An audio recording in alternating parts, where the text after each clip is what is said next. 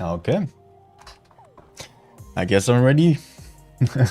I hope you're also ready for the stream. Welcome everyone to another Prove Your Skill tournament.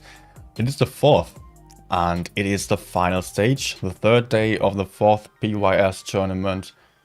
The last stage of the qualification for the upcoming professional tournament of the autumn season 2021.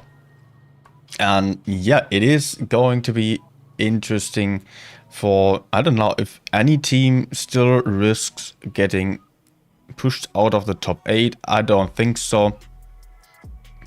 I think the top 8 is fixed, but it's still not irrelevant who is going to win those battles.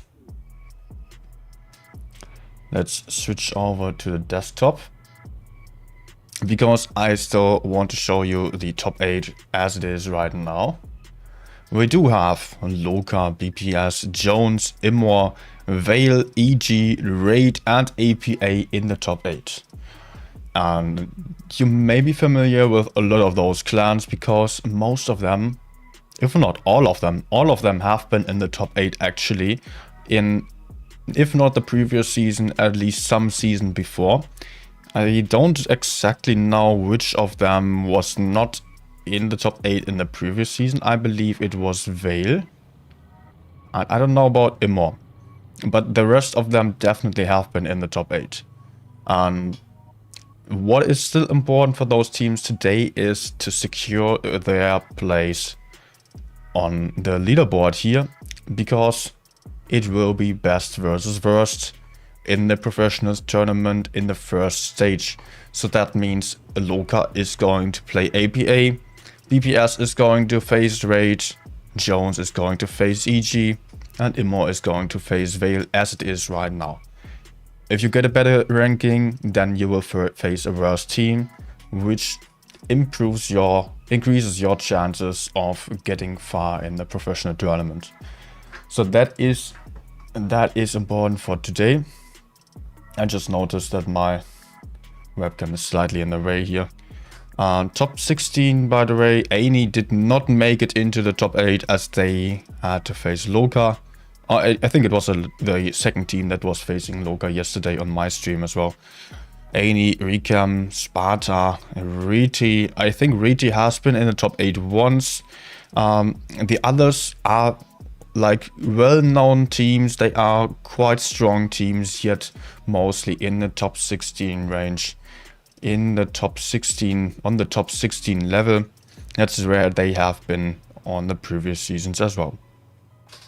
Vale second team, also still here. This is actually the third team of Vale in the top 32. Oh, the ranking is even going on. Okay, the ranking is going on of the lower echelon. I thought it was restricted to the top 8, but okay. You can look that up on your own if you're interested in seeing all the clans' rankings. Today, let me quickly check if I have any information what I am going to follow today, or who I am going to follow today. But it's, as it is the last day, it's probably no fixed team. So let's see. I think I might have a little bit of information on that. Oh, no, I did not mean to show that publicly. Although it would probably not be bad. It's the list of streamers and stream links. That's the wrong one.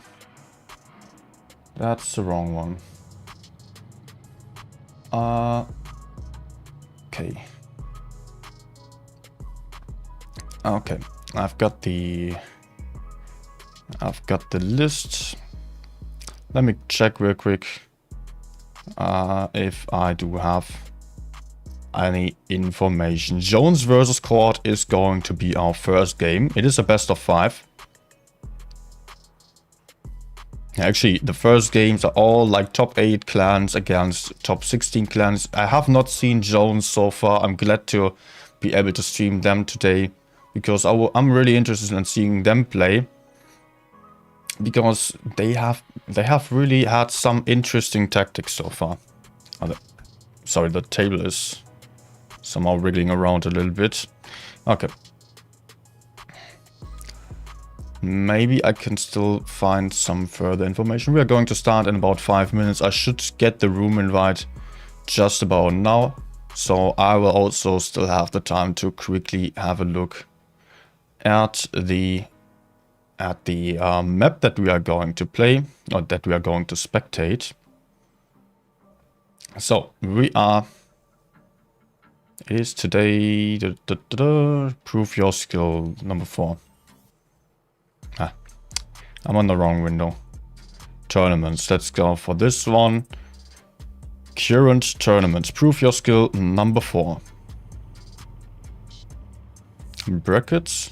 Matches. I think in matches it is. Schedule.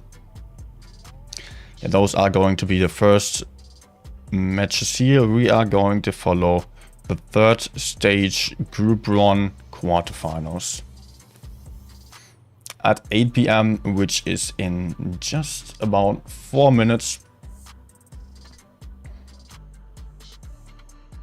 We've got the room invite already. Let's ready up. Great. Okay, let's quickly see. Yukon is going to be our first map. I can still show you what this map is going to be like on the stretch sketch link that I have now also opened for you. There we go. Okay. Yukon. It is one of the newest map. I think it is the newest map that we have on the map list as of now. Although there is a Ghost Factory still, but that one is not going to be played in tournaments at the moment. So Ghost Factory actually another map that is going to be interesting to see in the future. But we don't have it in the tournament right now. It will still be up to the future. For the next tournament, then we will also go Ghost Factory. So, what is going on here on Yukon? Quite often we are seeing teams there are like mainly 3 options.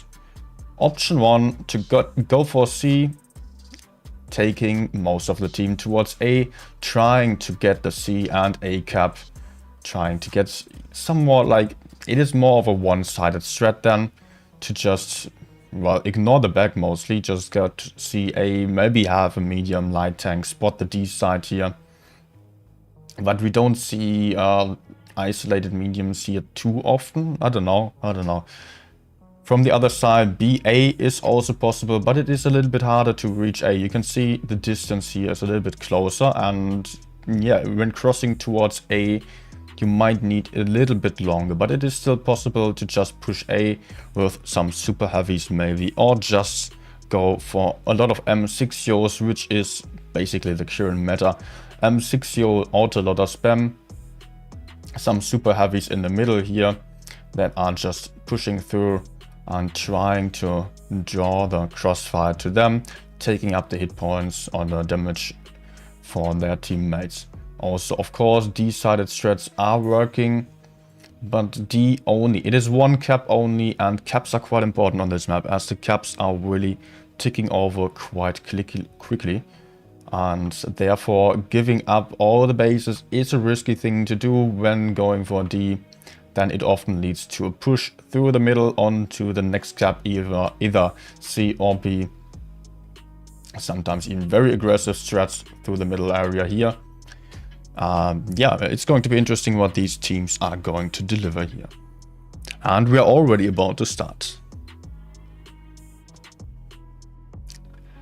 Let's turn off the music and switch over to the game. So we do have triple I7, triple M6Yo and a VK90 for Jones here.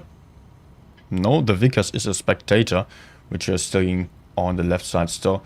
On the side of Chord, we do have an I7 How many M6Os are those? 1, 2, 3, 4, 5 M6Os and a mouse. It rather looks like both of these teams were going for the city side here. All of these speed boosts being pulled off here already. Mouse just heading straight into C. And the rest of the team from Chord heading towards A. On the other side, we are seeing the VK90 cap the base together with the M60. And we are seeing the middle push here by Jones with the triple IS7s just pushing straight into the mouse. Pushing a mouse usually not the best thing to do, but in this case it might actually work out because this mouse is quite isolated. Depends whether these IS7s will be able to connect their shots. Also getting help by from the M60 from behind. The mouse already lost a lot of hit points, but Chord is not hesitating to counter push the B area here, but also losing a lot of hit points. The mouse being ignored right now, although having taken up a lot of shots already, being low on hit points. It is not the mouse to get focused. Jones wants to kill the M60Os first, as they are far more dangerous here with their clipping potential, with their DPM. And there goes the second one actually already for Chord. Keiko Jones, one player of the Jones team, also out of the fight already. It is about Takagi here who gets focused right now, and Jones already having gained a huge advantage here when it comes to the hit points and the tank advantage. Clever move to just ignore the mouse then, as Chord was pushing through, and killing the mouse would have taken a little bit longer. Also, the mouse obviously does not have the best DPM on the field. Really nice move here by Jones. You could hear me being like slightly worried about the focus on the mouse, as the mouse really sometimes bounces some shots and takes a long time to kill while not being the most dangerous tank. But Jones here not getting distracted from how to win this battle. Well played. Interesting push with the triple IS7 Slayer just straight through the middle at the start of the battle already. And even Keiko Jones, the first Jones player to get killed, still dealing 1700 damage. While on the other side we are having actually 4 players, including this one, to deal below the lowest damage of the Jones team. Well played. 1-0 to Jones already. It is a best of 5. This time we are going to see 3 games at least before any of these teams have won this encounter. Yeah, Chord would now really have to win 3 games in a row, or they still have 4 chances. They still have to win 3 games.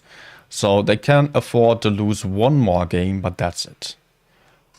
Jones, though, having shown some really strong performances in the recent season and also in this season already. So some player changes? Nope, actually not.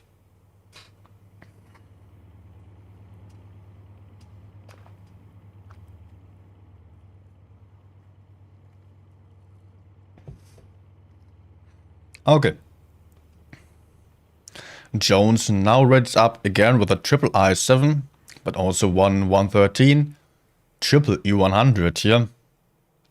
And also Chord going very heavy on this one. Triple E100, 1 mouse and double I7 plus 113. Very similar lineups actually, as if these teams just had a quick talk before the games what kind of setup they were going to take. Let's see which team is able to make better use of their setup. Chord starting with a slight hit point advantage. Well, not so slight. It is almost 1k worth of hit points more on the field. Hello, wake up. He's writing. Almost 1k worth of hit points more on the side of Chord here. And they are not heading towards the city, although having a very heavy lineup, which might imply going for the city but they are rather going for the outer side. Having the I7 in an aggressive position for spotting, the 113 pushing into the corner quite alone, but he's not going to face anyone too soon there. The enemy 113 still rather passive here. Chord so far maybe having the better positions here. They have this 113 in the corner being able to support with some crossfire onto those guys in the ditch here in the middle. But he's getting pushed onto. This will be an epic 1v1 of Blitz Chungus Jordan against the ghosty 113. No hit points being traded here so far. Let's see. From first person view, well, this is going to be tricky to go for a 1v1. Maybe not the best option, but also Keiko Jones is just sneakily pushing behind. I don't know. He might suffer a lot for that if he's getting shot from behind from the E100, for example, which just happened, I believe. But now Keiko Jones is safe. There is another shot fluffing from the other E100 in the back. Keiko Jones now, although being low on hit points, is able to support his teammate there. It will be a 2v1. Also 113 trying to push forward to get out of trouble there. But that means he is pushing into the fire line of everyone else. It will be about the core team to counter push this side now. But there are 3 very healthy E100s in the middle area here, which are just taking up all the shots and denying this push from the core team. Chord already having lost 2 tanks right now, and it is the mouse also that went down already. The 3rd tank now deleted off the field. Jones here really dominating this battle and just going for a risky push behind the 113, but that also meant that Chord had to react to that. They could put in some shots into the I7 pushing into the corner, but it was not enough for the 113 to handle this alone. So Chord had to go for a move, and they are just, yeah, they just did not find any good option to do so. They had 2 E100s. I think it was also the mouse flanking around from the B area. Could not really see what was exactly happening there, and no one actually survived this for too long. It is only Chord Coke Love Snow left here for the core team, going up in flames very soon. Well, Jones here really showing what's up. They are clearly dominating these battles so far and not struggling at all. Very heavy lineups. Let's see what map is going to await us on the next game. It will be Albenstadt. Let's quickly change the map on the stretch sketch so you can see what is awaiting us here. If you're not too familiar with the names, maybe we are going to see some very heavy lineup again. Sometimes we are seeing there's some super heavies. Lots of German heavies heading into the city area here. Otherwise, it would be a rather passive lineup, either on the A side, which is the preferred choice for many teams from the north spawn, going for A, having a lineup like this, just having some tanks to decap B from over here, sometimes even some tanks over there, or some camper over there, having people set up to crossfire anyone heading towards A. From the south spawn, you can still go for decapping shots on A, but it is a little bit more risky to do so. So teams are mostly just heading towards the C side, maybe even sending some pushing tanks towards A, especially with the IS-7s. This would work out, or could work out. Look at this lineup by Chord there. Only Russian tanks. Okay, the Chinese ones are actually not Russians, but very similar, if not faked Russians, so to say. But it is a triple 113, triple IS-7 lineup, and the Object 260. The first, no, it's not a 260. It is another 113.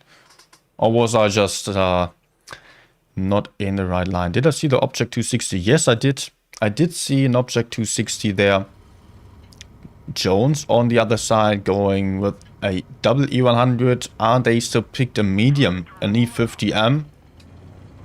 Lots of IS-7s. There are 4 IS-7s that are heading towards the outer side, just towards A with the IS-7s. Maybe, I would believe so. The E50 going quite aggressive into the corner, not getting spotted here as Chord did not have any fast tanks on the field. And this will be tricky for Chord because they are facing a lot of IS-7s. The Object 260 here taking the first bit of damage. It is not the strongest tank when it comes to the armor. Turret quite bouncy, but we are going to see a push already here by triple IS-7 just pushing through the river. But they might isolate themselves if they are going too aggressive here without a lot of backup from the other side. The Chord team here being quite slow on the rotation. These IS-7s are very aggressive while the rest of the team is still lacking behind a little bit. Romeo Jones here getting focused, about to die very soon. He is actually the first gun out, but also Chord, Martin Lee here being low on hit points, and now we are seeing a 3 versus 4 situation here in this river. Although the E50M also died on the other side, and Chord now is moving up, but it will be tricky to push down here with Jones also having Timeo Jones here up on the bridge in his E103 to put in a lot of shots and cause for a lot of trouble here for Chord.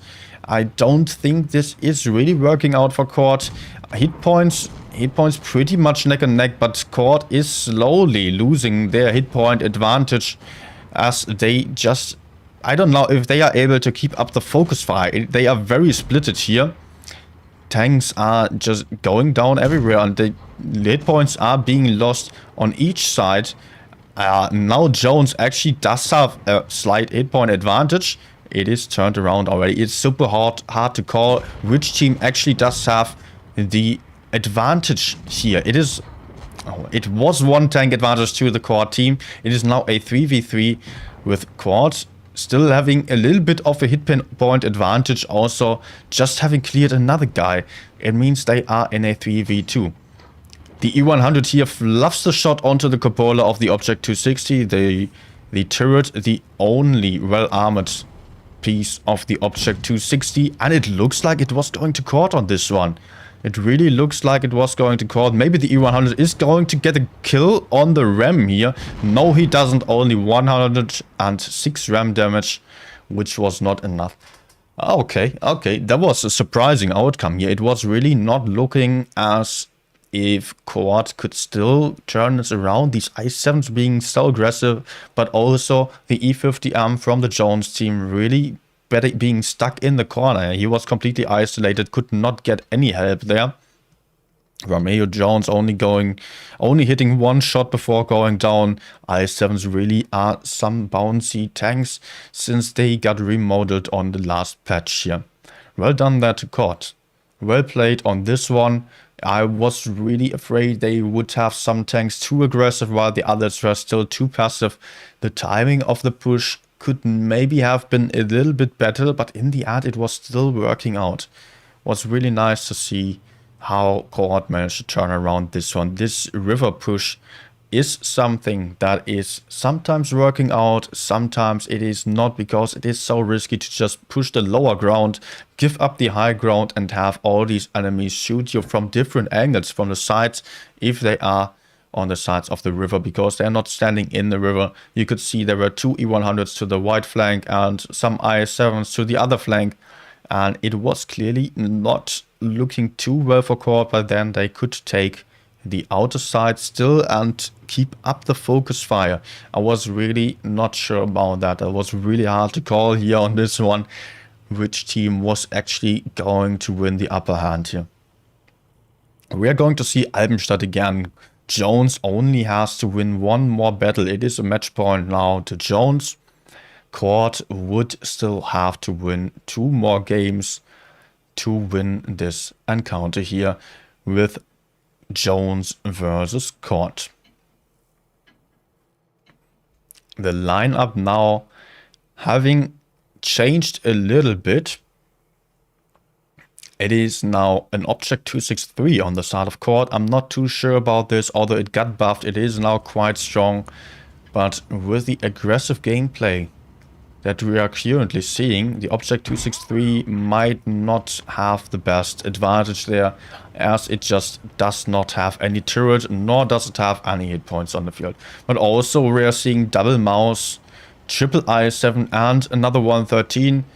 Those tanks, except for the 113, delivering the hit points to the core team, which means they are at a hit point advantage of over 2,100. Jones on the other side having 2 IS-7s, 1 mouse as well, a VK90, a Vickers and double WZ 1-1. True mediums and a light tank against an almost full heavy lineup. The VK90 and the mouse quite alone here. Chord surprisingly just pushing towards C, having the 263 in the back to deliver some backup here, but I don't know, he might be a little bit too far. No, he's not alone. He does still have an E100 in the back. Let's see how Jones is going to win this. They do have the cap advantage. Jones quickly got the A cap, having the Vickers over here, spotting up everyone that would be counter pushing this side. He will spot up the E100 as well whenever the E100 is going to leave the bush or just shoot. He's getting a little bit closer.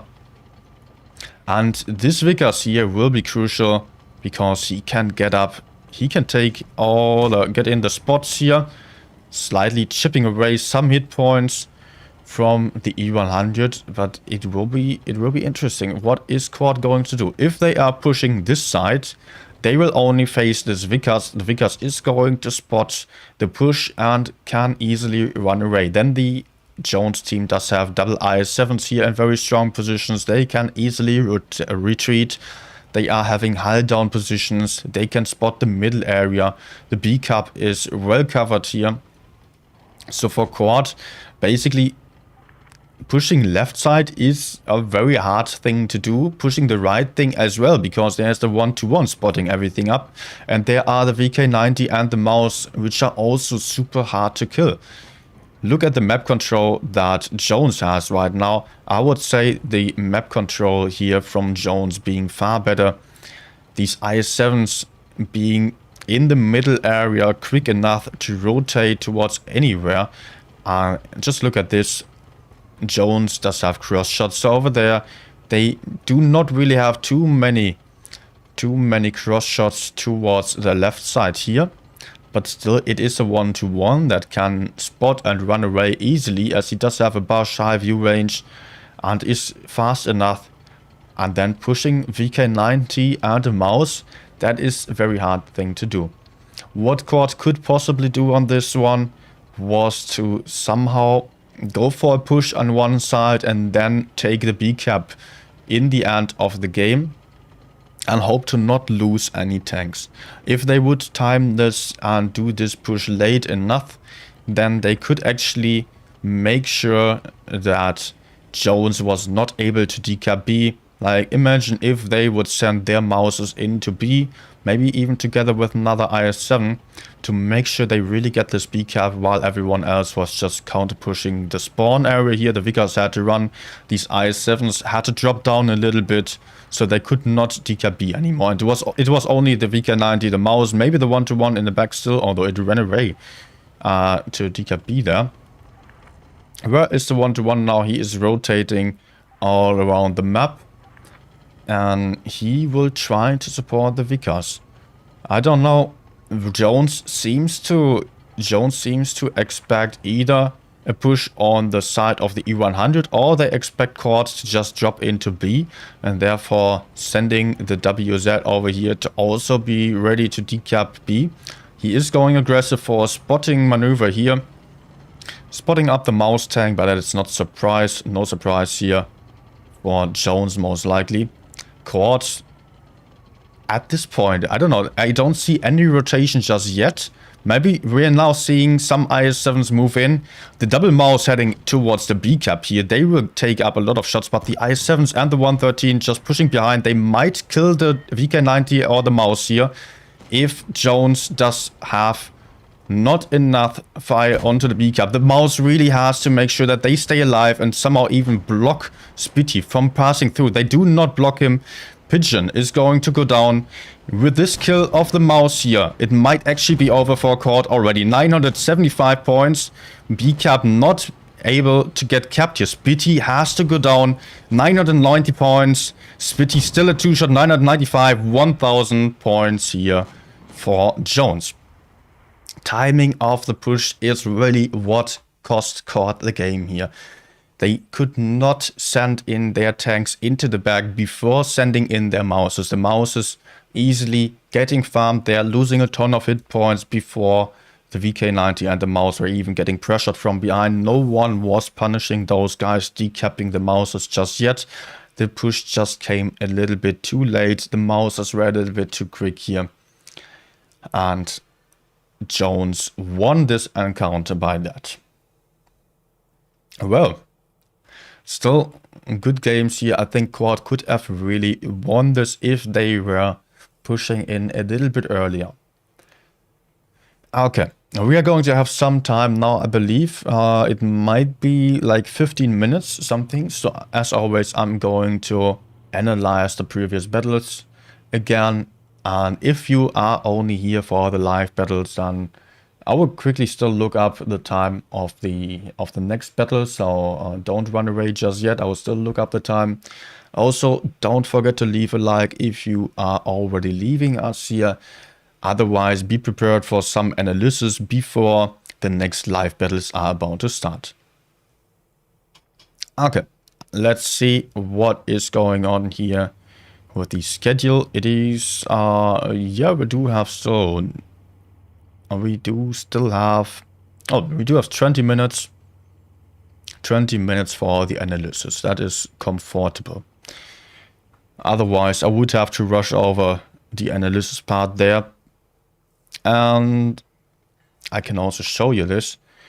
We had some, yeah, most of the games are over already. Vale 3-0 against Riti, Immor winning 3-1 against Cash, EG winning 3-1 against Aini, Loka 3-0 against Sparta, PYS 3-0 against Hate, and Jones winning 3-1 against Chord. That's what we have just seen. Not really any surprises here, because like the right side of the teams here, all of them are top 16 teams. I don't know even about Cash. I don't think they are in top 16. I think they are top 32. I'm not too sure about that.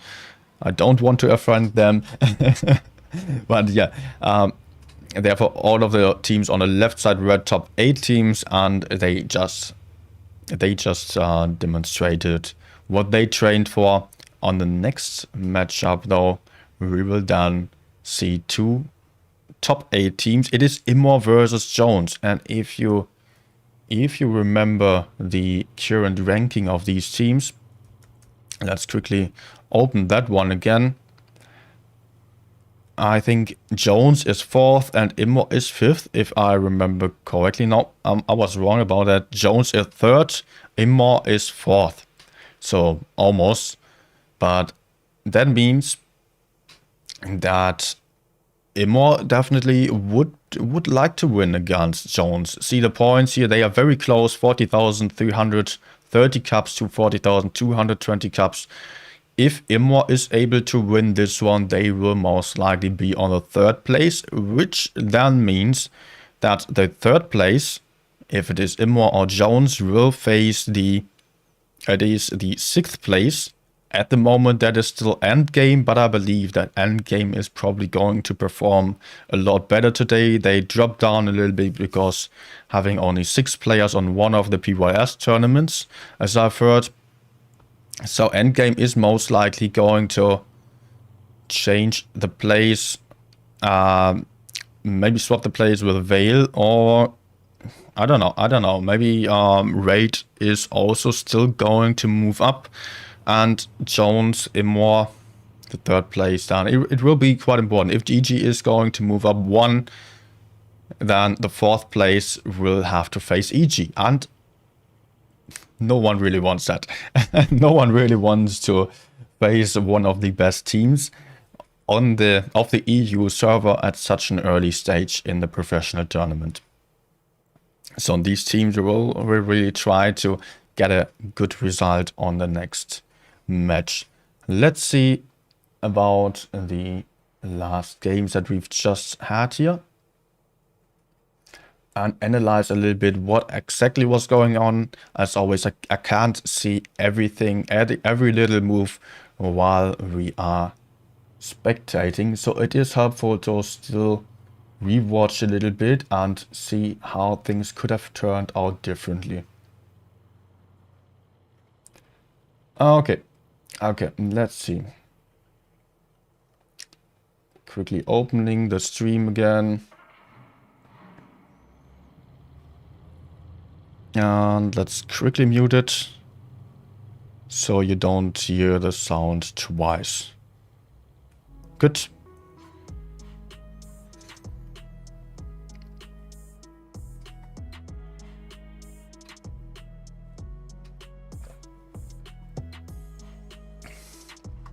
I just noticed the map being slightly out of position. Still did not fix that. But okay, never mind. We will have to live with it. I don't really want to mess up the whole thing now. Let's see. First match was Yukon. A little bit forward still.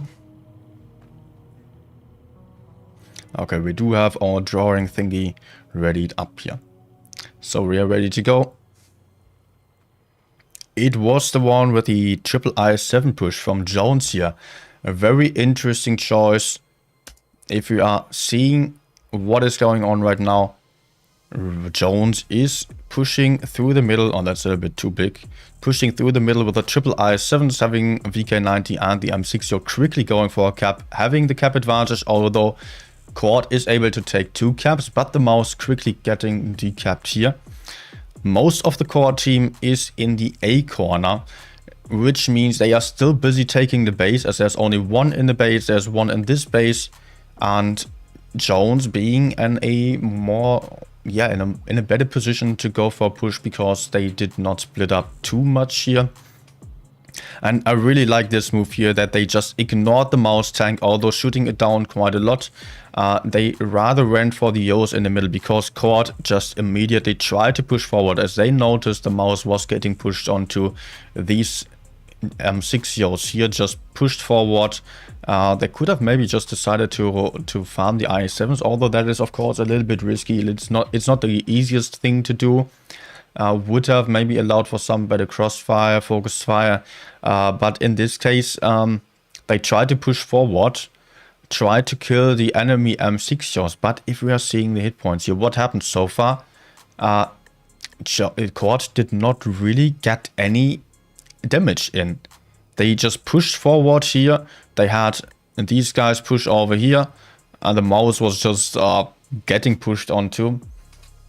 And it was just these M6 Yos, I don't know, where they emptied their clip. They did not hit any shots, and that already made a huge difference. Just look at this. Look at the lost hit points on the side of Chord. Look at the lost hit points here on the side of Jones. That's nothing. Also, IS-7 just made for taking up the shots because IS-7s do bounce quite a lot, especially since they got remodeled. The M6 here also being a little bit too aggressive by just pushing into the middle of the map and not putting in any mentionable damage so far. Jones also lost one M6 that Chord pushed onto, as it seems. But at what cost?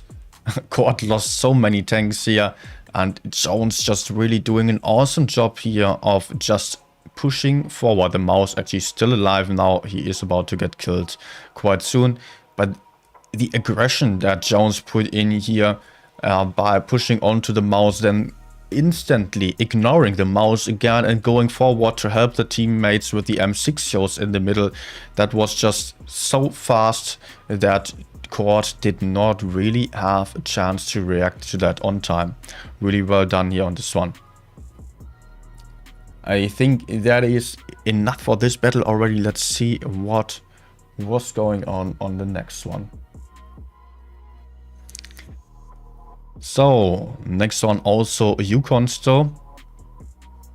Oh, damn it. Sorry, I still had the strat opened. Not the strat, it was actually the YouTube window, but the strat window in the middle. Okay. Turn it off now. I think you could still understand, I hope. Man, forgetting about that too often. as I cannot see the live stream, it is sometimes a little bit tricky. Oh well, I can actually see it. Is it? No, it's not with a delay. Okay.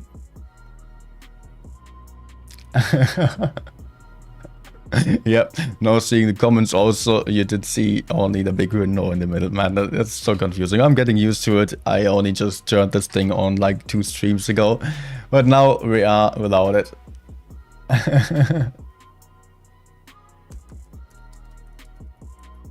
Okay, now we are done with that window. Okay, the 113 here moving towards the corner was actually a really nice move from Chord here. Because this 113 could get in some really nice crossfire into the middle, yet he did not really go for that. He did not really put in the crossfire, he just moved forward. And I don't think that this was the best idea because he could maybe... No, he did not have shots here. The I7 in the middle was too low. Also, what else are we seeing? We are seeing like a passive lineup here from Chord, having 3 tanks over there and E100 still in the back and 2 tanks over here. Jones having a very similar lineup on this one, but being slightly more aggressive. They have 3 tanks over here on C. They do not have the cap yet, but they still have 3 tanks over there. And the rest of the team of Jones is super aggressive in the middle here, but still not really putting themselves at too big risks here. Because they still have these hills on the free cam. We can't really see that too well, but there is a hill over there, there's a hill over there, so the I7 is somewhat safe from the right side here.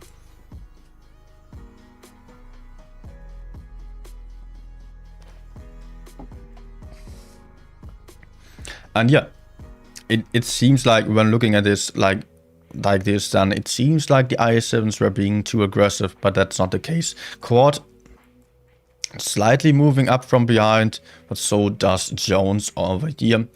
Not a lot of hit points being traded yet or exchanged, but now we are seeing a very clever push here by Jones, sending in this IS-7 behind.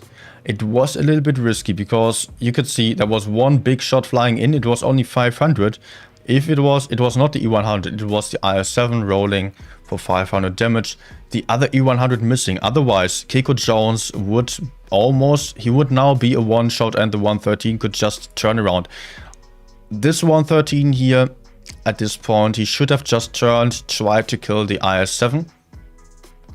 Otherwise, just try to survive this 1v2 scenario for as long as possible to buy some time for the teammates to counter push the middle area here. That's also what Chord did actually. They did counter push here, but the 113 tried to get away from the IS-7, although he was low already. He was a little bit afraid of him.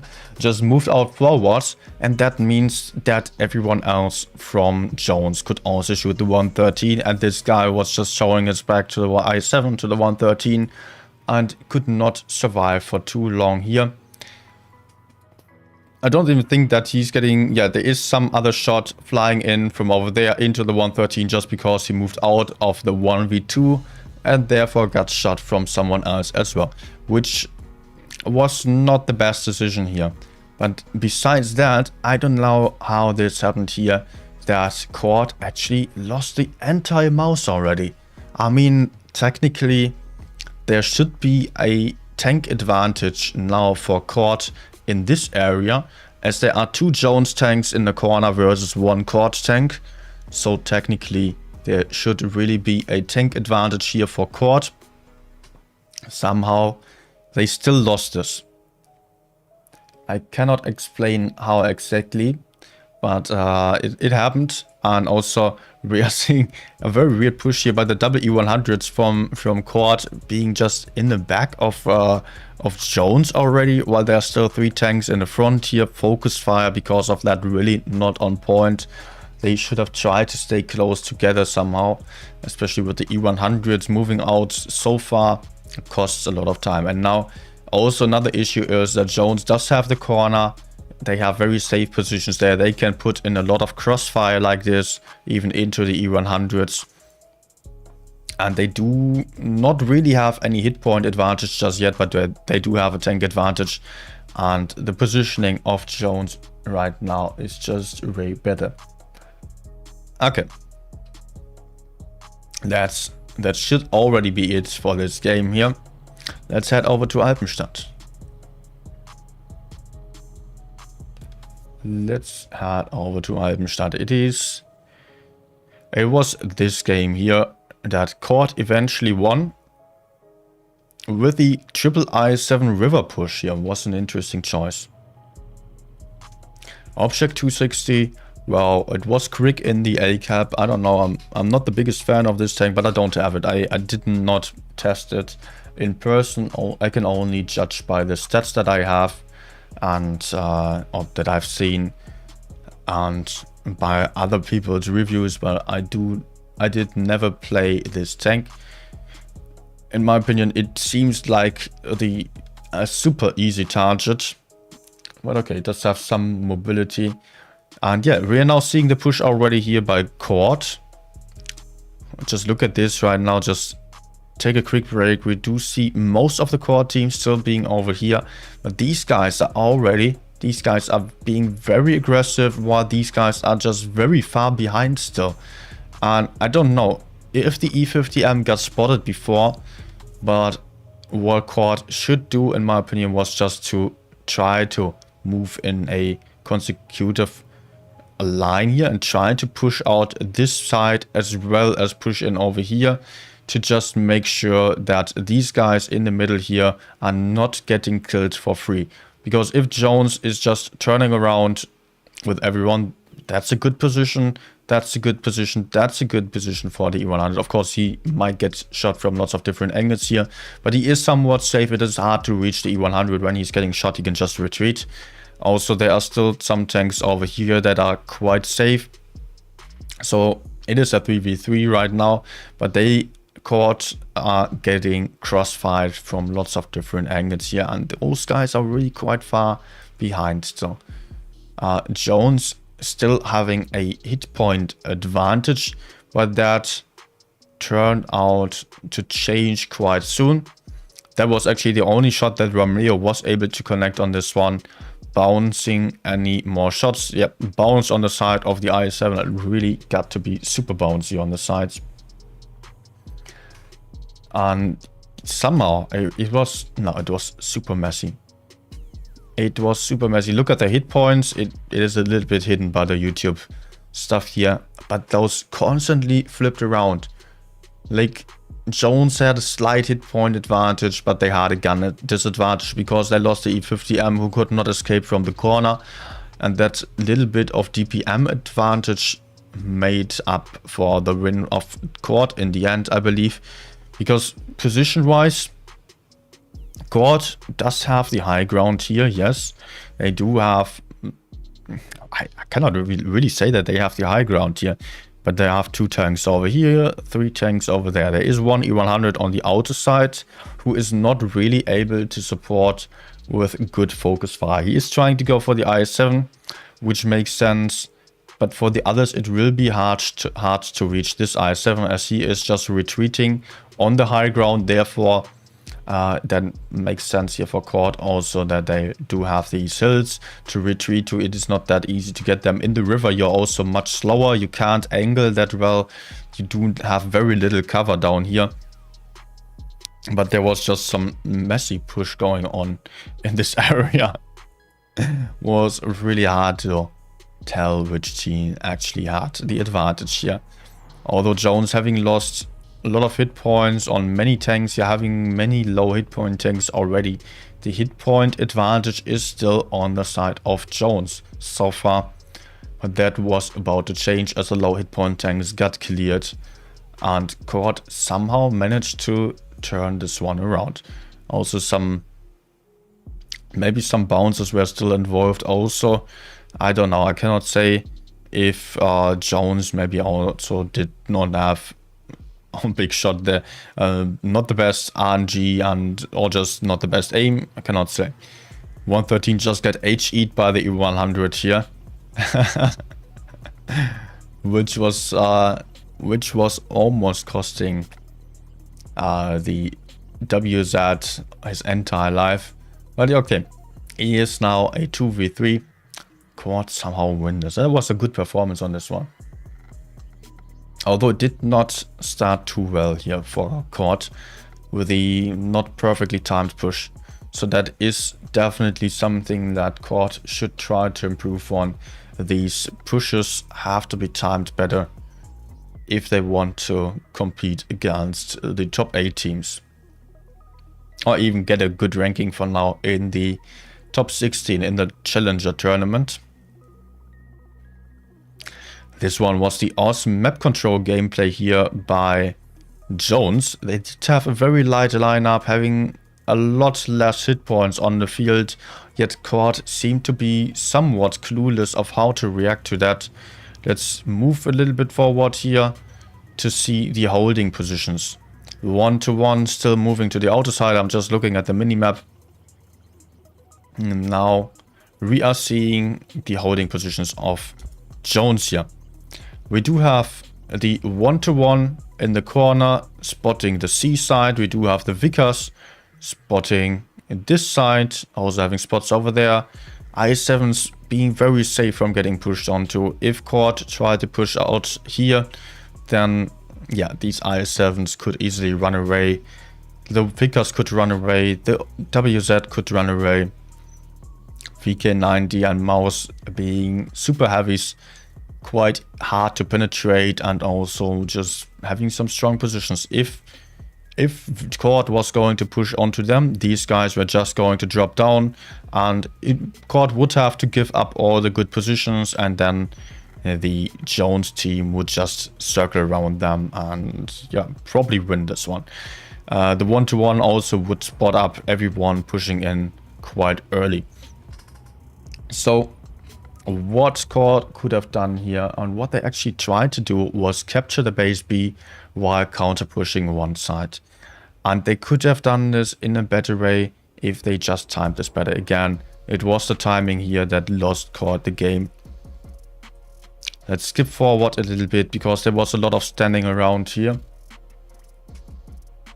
We still have about 2 minutes until the next room invite, by the way. So just a little bit more time. Just a little bit more time to analyze this one here. And then we get into the next game. Okay, Chord still not going for a push. Still not going for a push. Just skip forward a little bit. Still not going for a push. And actually Jones already pulling over their 1-to-1 out of the danger zone over there. I guess the 1-to-1 was expecting a push on B with a lot of tanks, so he tried to also get in decapping shots. Yeah, he still tried to spot here. Yet Chord really, they took a lot of time to go for a move here. Look at the points, at about 800 points. You should definitely push in because you need some time to do something. Now we are seeing the I7s rotate out, but the Mouses are also pushing into the middle already, while the I7s and the 113s are just way too far behind. Just imagine if the I7s and the 113 were now already in the spawn here, already pushing forward, then the VK90 and the Mouse would still probably try to push forward or drop down into the middle. And there was maybe some counter push onto this E100, but if Jones tried to decap the Mouses, Now, when the 113 and the IS-7s were in the back, then there were 2 tanks less to decap the base B, and the double mouse could have been way more successful. Also, they could just hide far better than what happened right now. We could see the mouse already losing some hit points. There were 2 hull down IS-7s right in front of the mouses. Just keep that in mind. Right where the bridge is here, there is a perfect hull down position for these IS-7s. And yeah, the mouse already went down almost entirely as the others arrived in the back here. And what could have still worked was just if Flames tried to block the way here, tried to block the mouse from passing forward, and these guys were just there to roll in and still kill the mouse, kill the VK90 like this. They could not support the focus fire that was needed here. And it was just way too late. Also, Chord was trying to counter push in the back here. That would not have been successful, as there was the 263 and the E100 here. But yeah, there are 3 guys right now, of 4 guys actually. Double I7, mouse VK90, and okay, the 5th one is the 1-to-1. I don't know if the 1-to-1 is helping there or there. He can do both, but Chord really needed to be more aggressive with these tanks. They did not arrive in the fight before the mouse went down. Yep, the push is coming in, and Jones is winning this on points. Alright. So much about this one. Let's get to the next battle.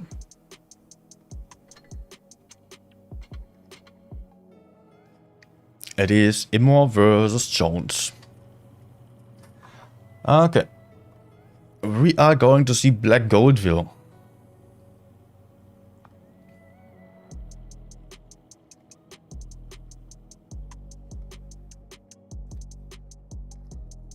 Okay, let's...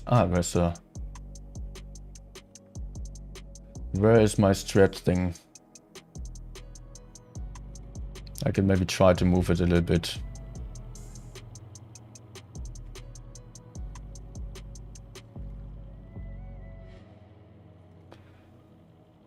Good. I hope this will do it. I hope this will do it. It's still the wrong map though. So we are on Black Goldville now. Black Goldville. Well, that's a map that is mostly played for the outer side.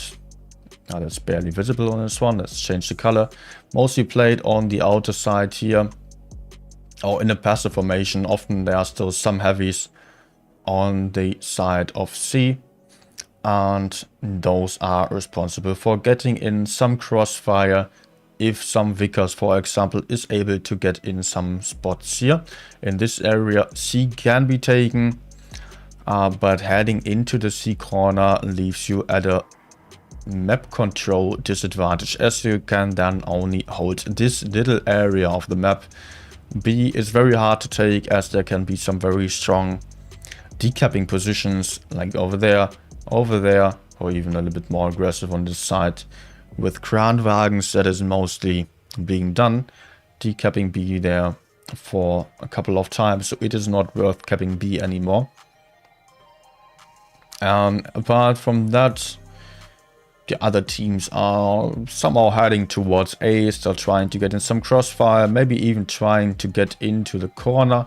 But at the start, we rarely ever see people going too aggressive in this area, actually, because it offers the area here is quite wide. It is a lot of area to cover here, and if you are really committing to the push into the corner, then you need all your tanks there, or you split up too much.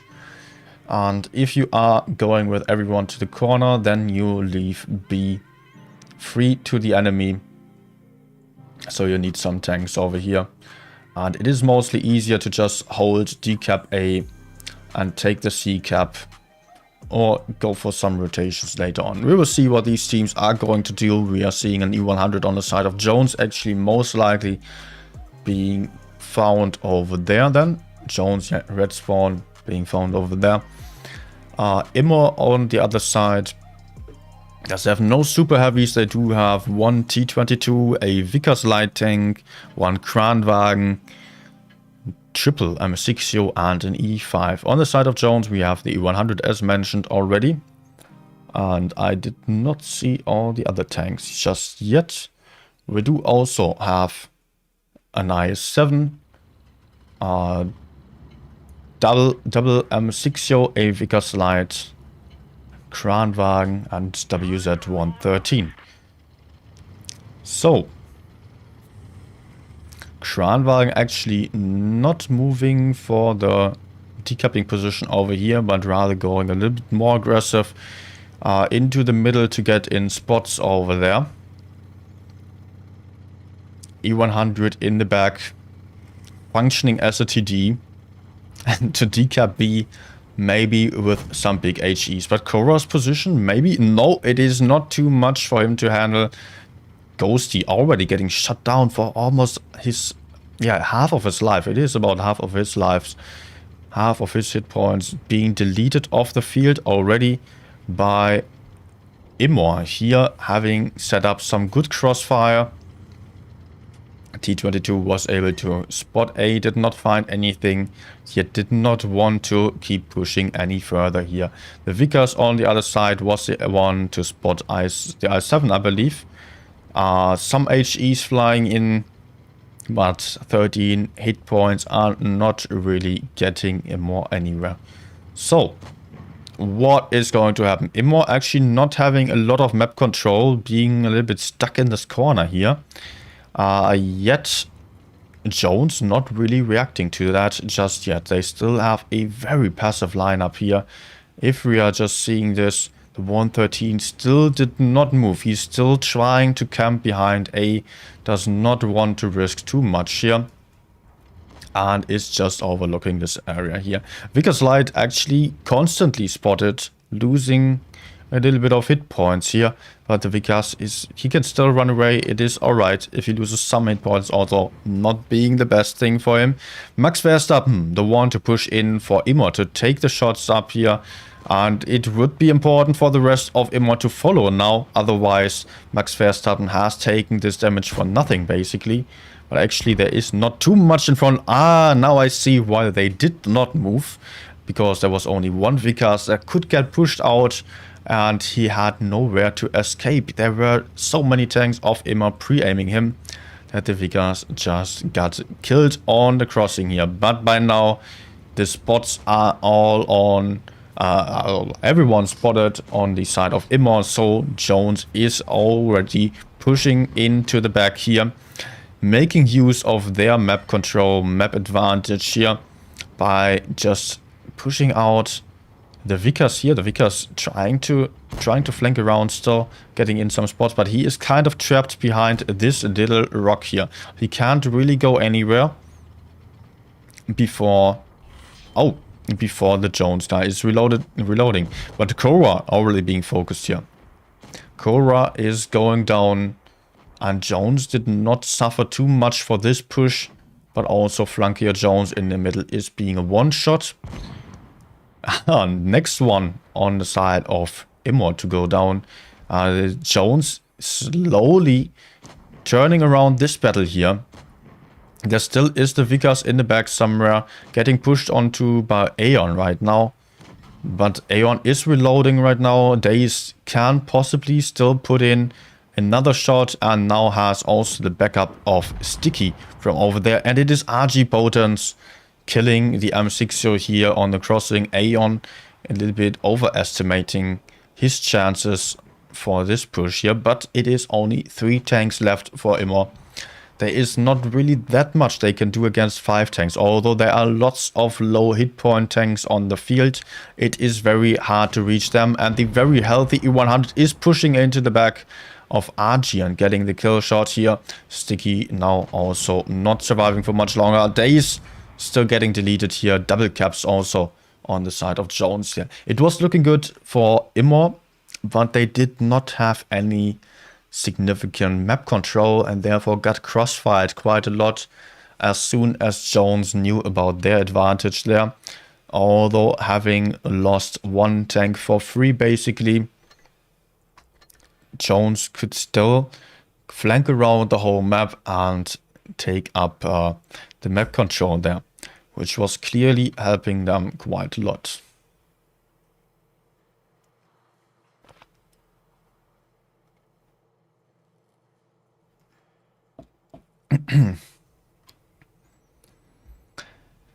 Immor has to make sure that they do not give up all the map for free.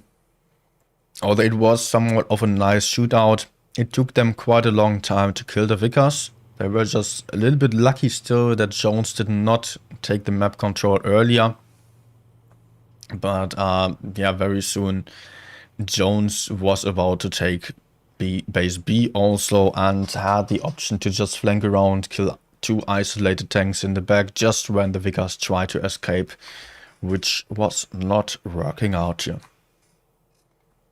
Immor now going for quadruple M6 an I7 and a T125, having ditched all the mediums and light tanks right now, not having any spots nor mobility, but also having a lot of armor and clipping potential on the field right now. Jones, on the other hand, having double I7, a 113, triple M6 and 1 Vicars to get in the spots. This Vicars will be very helpful for Jones here, because this Vicars can flank around the map, get in some caps, while the others are probably still able to hold up any push that is rolling in.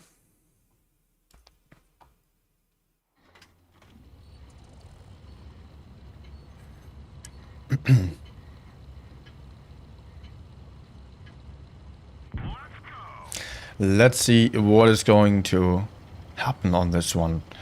Max Verstappen actually speed boosting into the middle with his I7. He is going to be the spotter for Immor. He's not going into the B cap. He will just move over here to get in the spots quite early. Will he spot anything? The Vicars does have better mobility, better view range. Might outspot the I7, not like this. But the Vicars could possibly just get towards C without getting spotted. And that's exactly what's happening here. Keiko Jones free to get in the C cap. First of all, he will probably just go for some quick spot here to see whether there's anything behind. And then right after he got RG spotted, RG being on the rotation, that tells a lot to the Jones team. That because now they know that there are 3 heavies in the middle area. And some heavies are spotted right in front of them. Daze possibly in trouble here. Daze being on his E5, facing double autoloaders here. It will be hard for him to win this, if not impossible. But he will get some backup by the M6 that are currently rolling in from the other side. They will go for a counter push on A, most likely. RG already rolling in. Aeon also with a big gun, not having any DPM here. Aeon already being down to a 2-shot, if not even... No, it is a 2-shot still. But there is currently a tank advantage here for Immor on this A-cap fight. Aeon not being able to survive any longer, but Bolt Carrier also quite low on hit points already.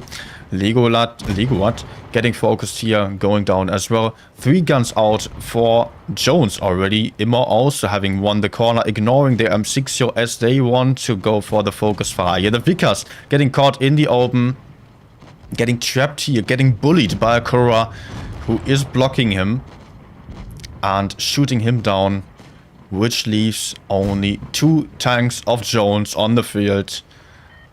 They will not have any chance against 4 tanks that are still left for the Immor team here. It is Flankeo Jones in the I7 and Ghosty in a not so healthy anymore M6 who is getting focused quite heavily, and there he goes up in flames. Flankeo Jones, the last one alive.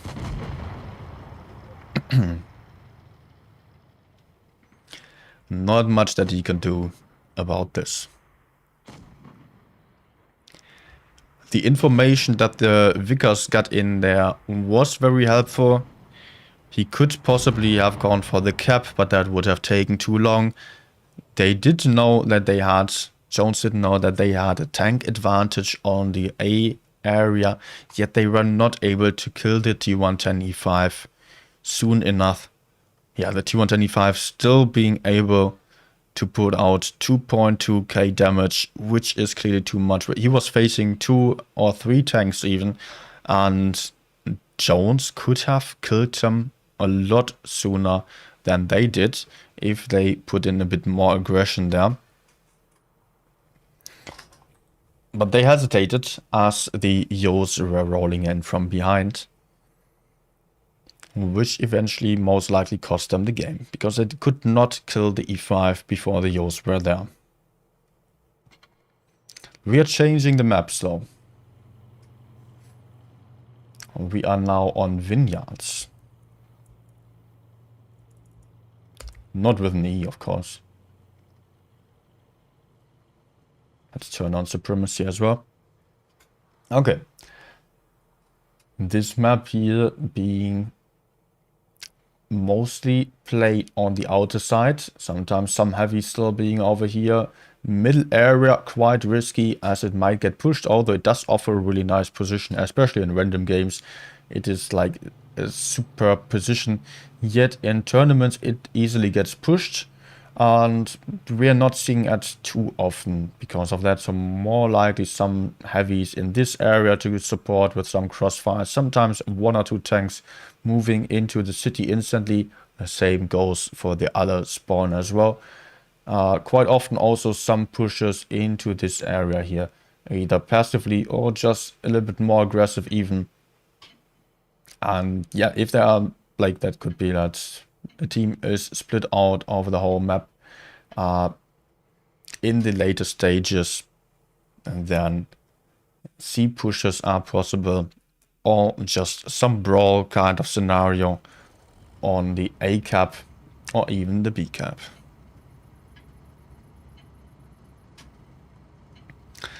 Okay. Jones on the north spawn here. It is not Jones, it is Immor. Immor with double I7. A lot of M6 Yos on the field here for Immor. 6 M6 Yos and double I7s. Jones having quadruple, 4 I7s. How to say it? Never mind. 4 I7s actually, and the rest of them are also M6 Yos. Quite heavy lineups here. And Jones going super aggressive, but this I7 here being set on fire and having no fire extinguisher, no repair kit left, already being a one-shot here. But he is able to push forward, get out of the trouble. No, he is down as well. I don't know if this push is too successful here for Jones. What a messy game. Hit point advantage slightly in the favor of Jones. But with the autoloaders, that might turn around quite quickly here. Jones seems to be winning this flank, but 2 guns out for each team. Flank here, Jones still getting in some crossfire here. Immor a little bit trapped in the middle area. Bolt and RG are getting crossfired from this I7 while also getting pushed onto from the other side here. It would have been super important to kill this I7 over here, because now he's causing lots and lots of trouble and it's so hard to reach him there. Jones getting into a better formation again, being able to catch the push here from Immor most likely. Cora will not be able to finish off Spitty as he does not have more than 2 shots. Although, of course, the damage is the same on the small gun, but surprisingly, still, Jones seems to be going down here. With this push into the I7, the I7 got killed, and the guy in the river there, that push was a success for Immor. They did have a good start, did not look too well for them and then anymore with the amount of hit points they lost and very little map control. Jones just having the IS-7 still on A and having tanks in this area. We could see these tanks over here survive for quite long on the side of Jones. Yet Immor was somehow able to turn this one around. I will still take a closer look at this in the analysis part later.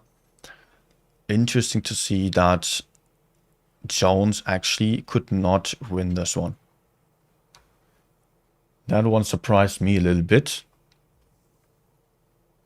Was just, I think, the push onto the guy in the river. Also, the fact that the IS-7 somehow still got killed without anyone really pushing onto him. That was, yeah, if you are seeing this here, the IS-7s pushed aggressively over there. We had double M60s on the side of Immor pushing through the river. Also some guys being aggressive in this area. This IS-7 gets shot into pieces. Got burned down also. And then there was still one IS-7 left, while Jones was mainly focused with their team on this side here. Immor somehow was trapped over there, had some tank over there. They were not really able to push this IS-7 out, yet they managed to kill him. And I think that kill shot definitely resulted in the win. I can't say for sure, but that was really looking like this IS-7 was causing so much trouble with the Immor guys being just trapped in this low ground here, on this low ground in the lower part of the map. Getting crossfired from there, getting crossfired from there. It seemed like Jones could easily kill these two tanks. But that did not quite happen. Immor still had a very healthy IS-7 and an M60 to just counter push here.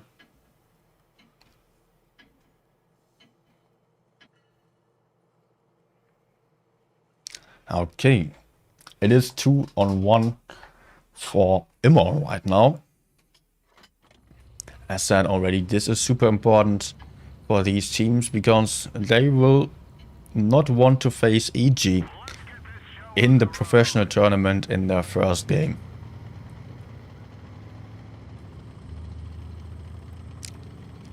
But we cannot say for sure which rank is EG is going to take. Most likely it's going to be the fourth one, the loser of this game, to face EG then. We do have a lot of IS-7s for Jones again, or actually 2 IS-7s, and the rest of the team consists of M60s here that are just moving into the middle with 5 tanks here. But on the side of Immor, we do have a Batchet here getting in some decapping shots on A and not even suffering for that. Really well done here by Days to get the decapping shots, now having gained the cap advantage. And also some people from over there were shooting into A. I don't know if they actually connected. RG being very passive in the back here with his Kranwagen, being hull down over there, very hard to get him out, if not impossible.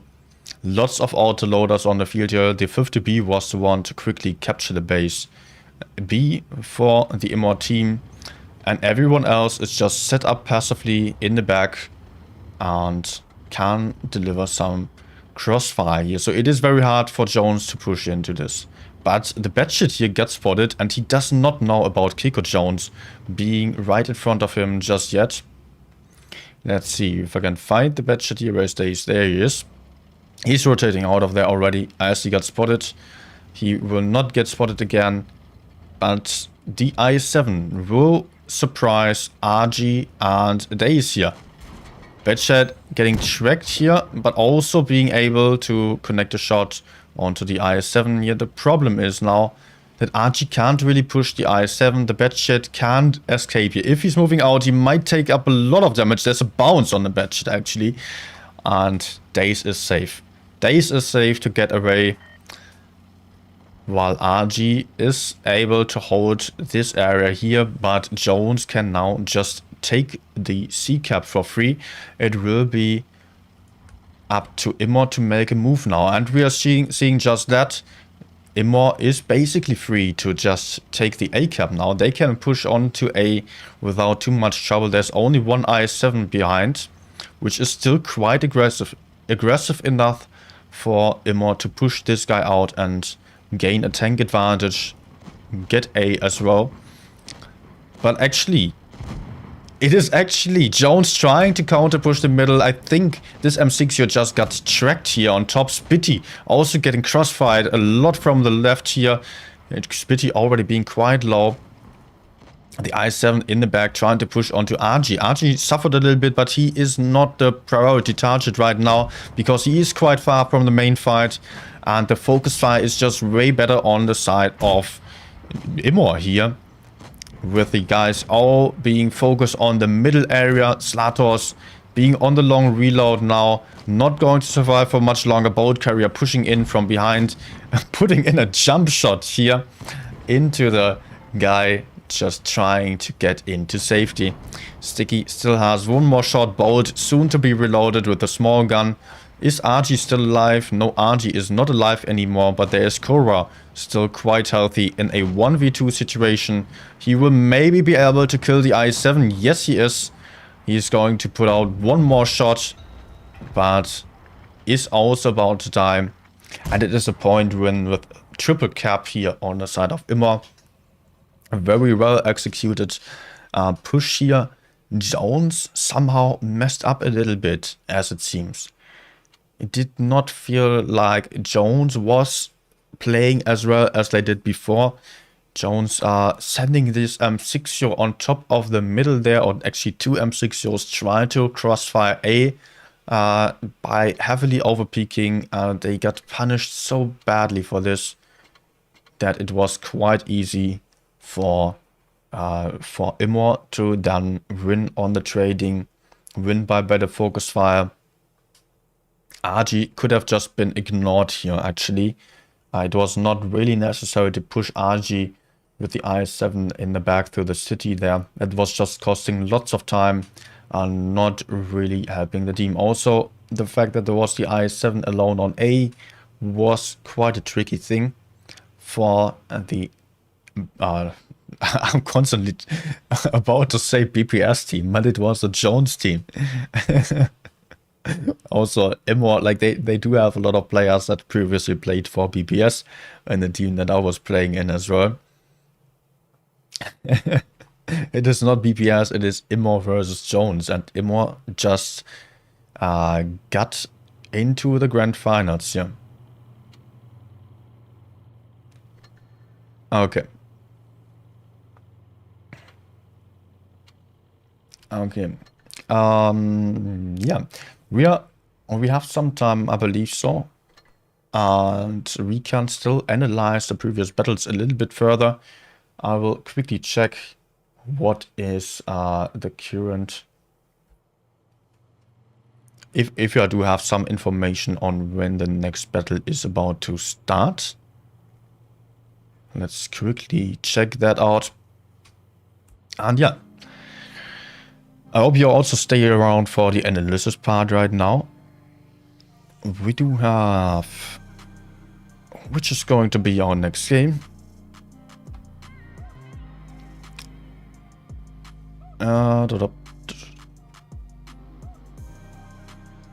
So... I don't know if we are going to follow Immor into the next games. Could be. There is one battle starting in just a few minutes. So I might get a room invite for that actually. Let's see, I don't have any room invite. Otherwise, I do have about 20 minutes until the next games are starting.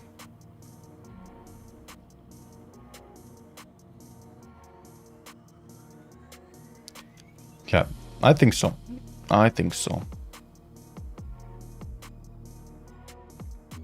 Okay, so we do have about 20 minutes. Yeah, until we get the room invite. Enough time to have a closer look at the previous battles and analyze those a little bit. If you're only here for the live battles, then don't forget to hit the like button. And also, I would be glad to still see you stick around for the analysis part, or see you back for the next games then. So we do not know yet what our next match is going to be. Let's have a look at the battles here.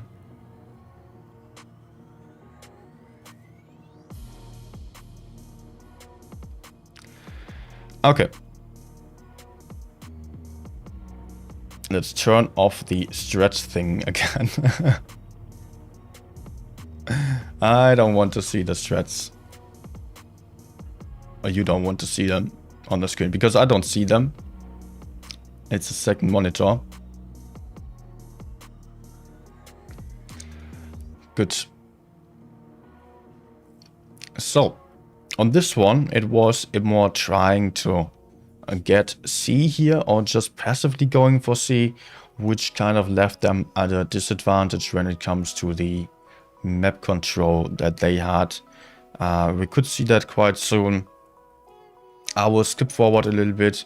Although it was a really good start here for Immor. They managed to shoot down this I7 for about half of his hit points, even more than half of his hit points.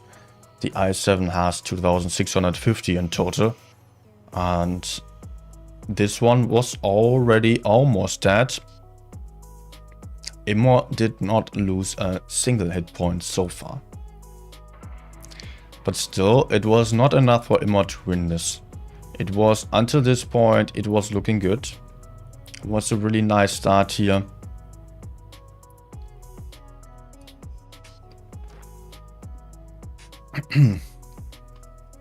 The Vickers here trying to spot up the C area, get the spots in on the I7, also got the Vickers spotted. So Immor tried to develop a plan now, try to push out the Vickers here and go for some crossfire when he was trying to run away. But the problem was really, if we are seeing the minimap right now,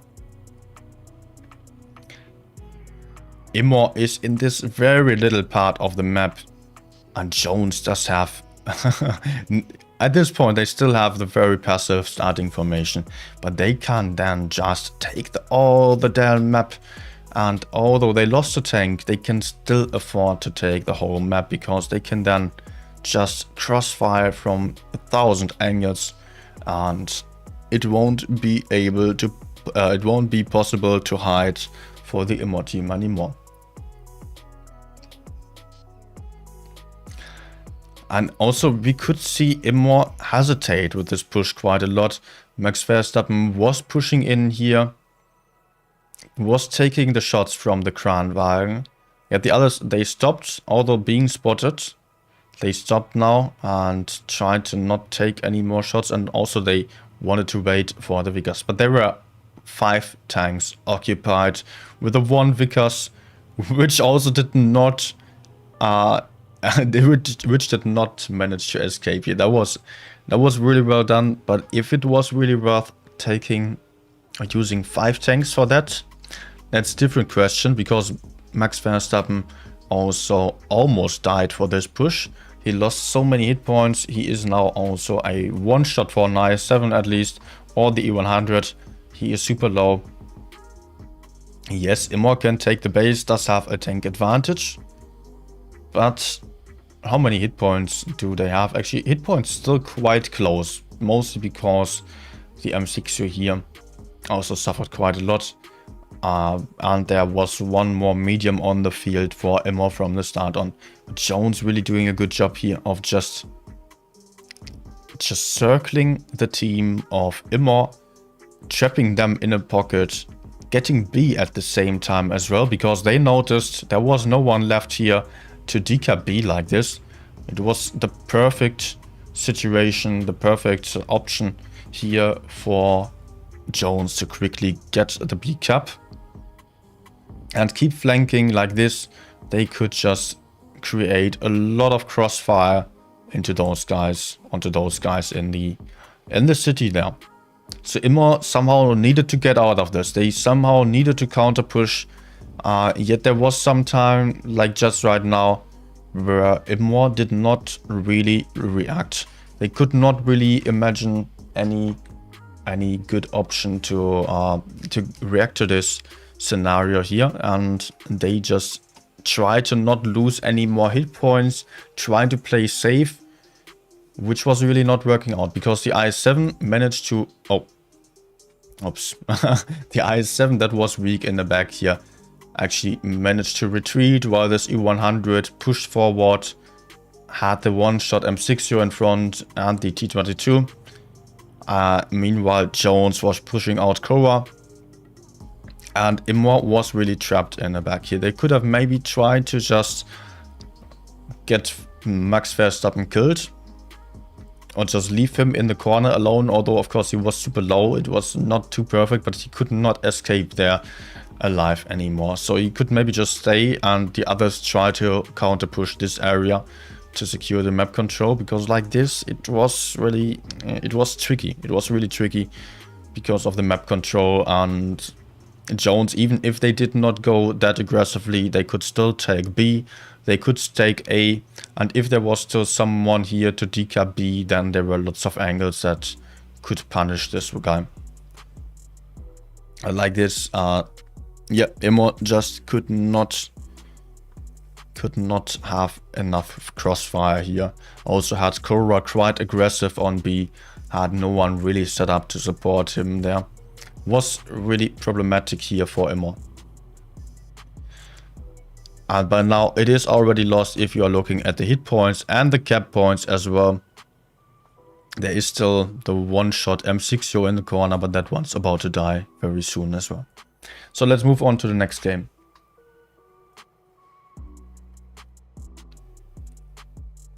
I failed. I failed with the map apparently. Could not make it be in the middle of the map. In the middle of the screen. It moved again. That's why.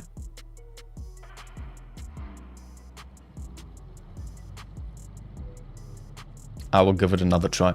But okay, let's move forward here and get to the analysis. So, oh, I'm already a little bit too far.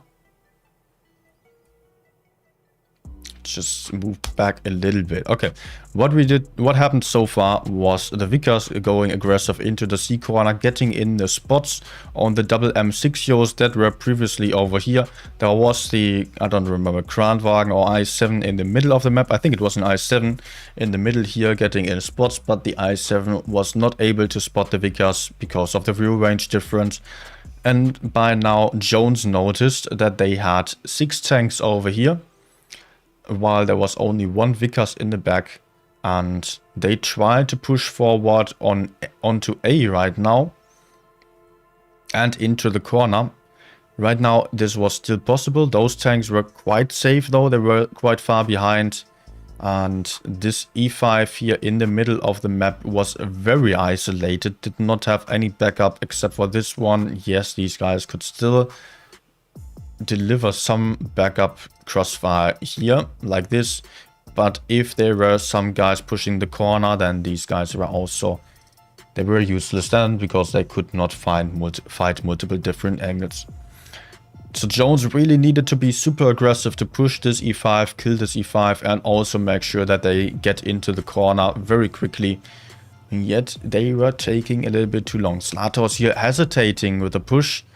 And also, yeah, we can see he stopped here as they are getting counter-pushed by the WOs. These Yos in the middle here also hesitating quite a lot. The I7 also hesitating. They should just overpeak. Also, Leaderboard now missing the first shot. And having the big gun, that means he does have really bad DPM actually. And can't afford to miss any shots here. They should just make sure that they hit these shots. We could see Days only take 2 shots 2 shots only from 4 shots of these Yos here. They were just afraid to push in, also playing with the big guns here, not having the DPM to quickly push out again. The reactive armor just making, just working out here and taking up a huge part of the damage also. But this E5 did not suffer enough so far. And by now, the M6 Yos from behind are rolling in and just moving into the A cap, where these Yos are just on the long reload, 22 seconds of reload. And it will be super hard to now turn this run around for the Jones team. They also still have the Vickers in the back, who is out of the fight. That means that there is a tank at disadvantage over here. Hit points also in the favor of Immor here from the start on, as they just had no mediums or light tanks on the field, while there was a Vickers on the side of Jones, which was not really working out here. Did get in the spots, but the spots were not really used soon enough. And that was already turning around this game. It was still like somewhat close on the hit points. The Vickers now also rolling in, but the focus fire here was just way better, as there were 2 or 3 tanks, 3 tanks on A from the side of Jones. Also Korra, who was still set up passively to support the E5, moved into the corner to support that one over there. The Vickers now trying desperately to get into the fight, yet not really able to have any impact on the outcome of the game. Okay, I just want to quickly check something. No, there is no room invited. I should have known about this. I mean, I checked the time. Okay, so last map, it was Vineyards. We still have 2 games. And we have 8 minutes for these 2 games. Let's go. So what was happening here is that this IS-7, oh yeah, he got beaten. He got shut down.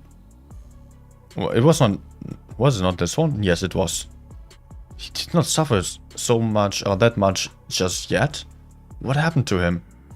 How did he lose that many hit points here? Yeah, I think he just played with the 1 repair kit only. That's why he just could not, he could repair his track once and then he got set on fire. I'm surprised actually, those are only IS-7s pushing down there. And there was the M6 here on top, but I don't think the others could have shots there. I'm not sure about this though. But now we are starting to see a little bit of a problem to Immor. Immor now losing more. No, they're not really losing more hit points than they are dealing just yet. It is very close here, but the positioning is just slightly better on the side of Jones here, as Jones still has this tank over there. These 2 tanks, Bolt and RG, are down in the river. They are trapped there. They can get crossfired from lots of angles here. They have nowhere to hide. Actually, I'm quite surprised right now that there are some Immor tanks over there already. How they just swapped the spawns basically. Immor just pushed over this and Jones pushed all the way over there. And look at this massacre here. Lots of focus fire deciding over this game now. And at this point, Immor, of course, they did have a hit point advantage of 1k, which is not too much though. But I was totally sure that Immor would lose this game, because they are all in this little part of the map, while Jones does have like some tanks over here, 3 tanks over there, with a backup of someone over there. That's the Flankeo IS-7, yes. Which is still quite healthy, but the lowest tank, apart from Spitty. Spitty is able to get out of this almost at least, and Flankeo is in a safe position on top of the hill there.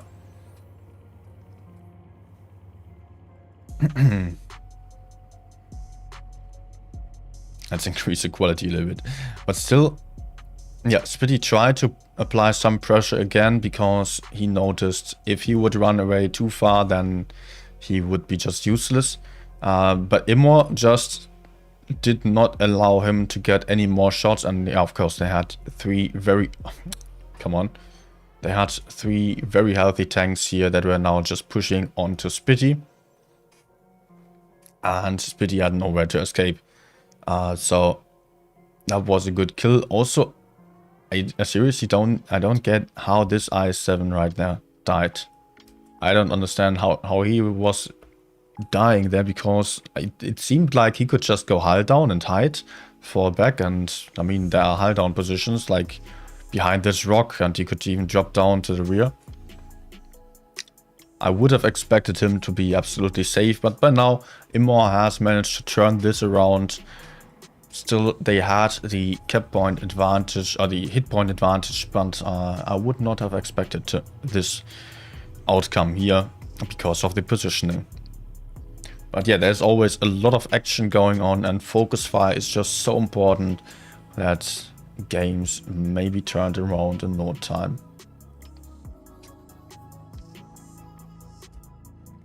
We had one more game. And let's see this one.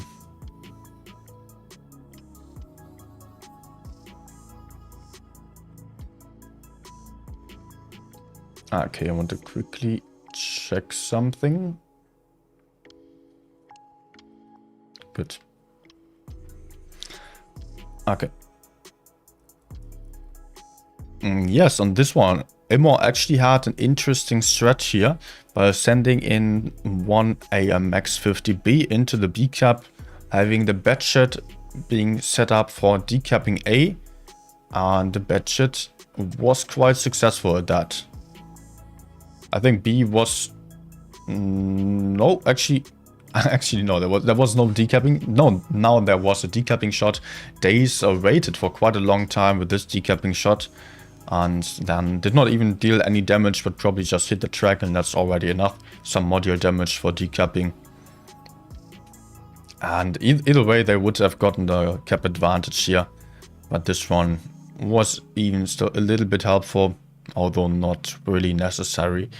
But okay, RG here in a very safe position in the back, and Immor being in strong positions, not having a lot of map control, but for them it is not too important right now, because they did have the information from the bedshed that there's only one IS-7 on A, and therefore they theoretically had the map control, but they have given up on that because they know that all the Immor, the Jones players are in the middle of the map, and Jones was just hoping to find anyone maybe crossing out of B or just being in the middle. They would have just immediately pushed forward and killed that guy.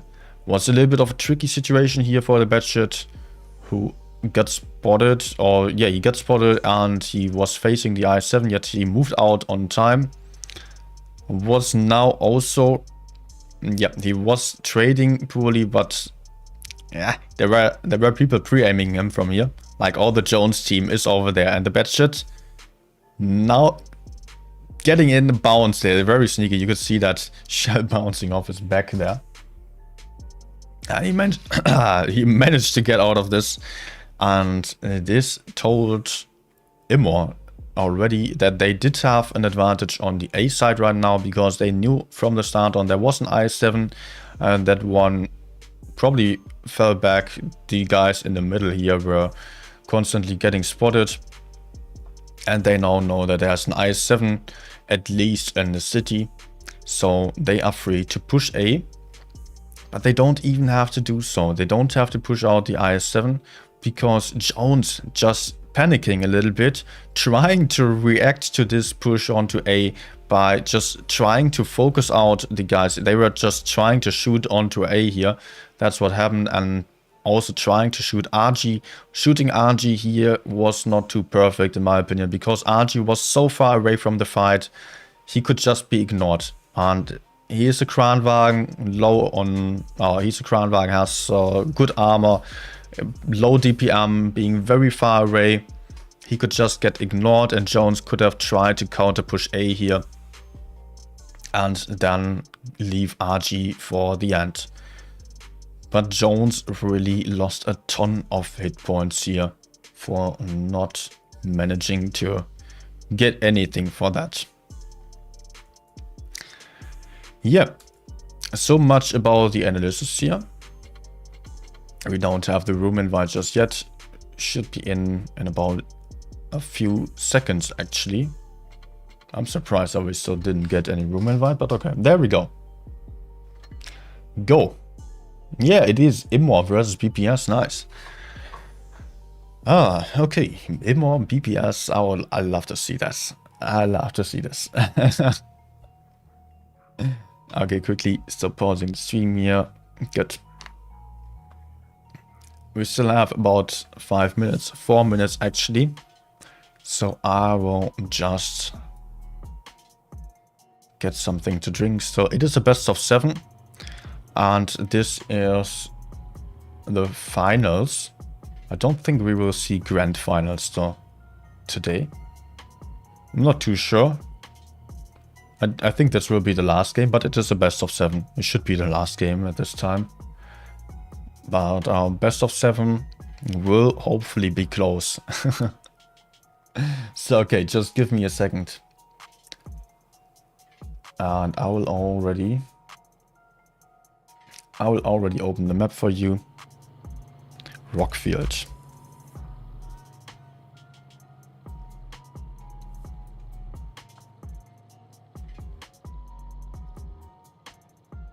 Let's quickly check.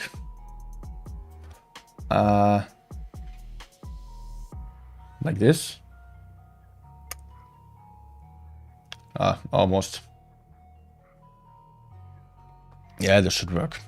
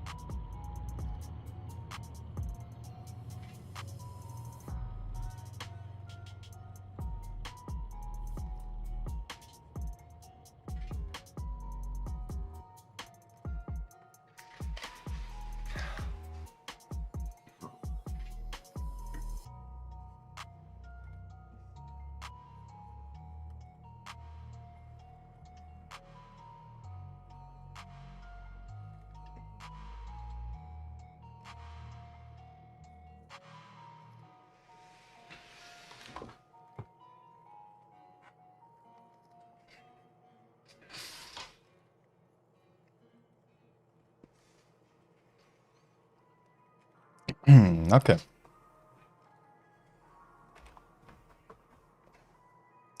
So, Rockfield.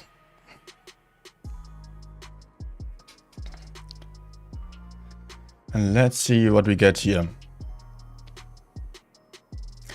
We are going to see Immor versus BPS. BPS currently one of the top teams, definitely. Yet not always being able to show consistent performance. Immor just having shown some very nice game. Immor should now be 3rd on the leaderboard, with BPS being 2nd actually. Immor now with double 113s readied up, 1 i7 and triple M6. It is 2 i7s actually, sorry. BPS on the other side having 4 M6, 1 Kranwagen, a Vickers light tank and an i7. Okay, hit points slightly in the favor of Immor from the start on already, because of not having any light tank. It will be interesting to see whether F is able to make use of that extra mobility. Strats for this map, often some tank heading towards B. If some tank is moving into B, there will be some Yos or something behind that will just go in. You can shoot B from this area or over there. Otherwise, if you peek out over here to decap B, then you will just get killed immediately. A is quite easy to get. So often there are some IS-7s mostly there to get the A cap in. And yeah, for C, there will be the advantage of the Vickers light. Definitely.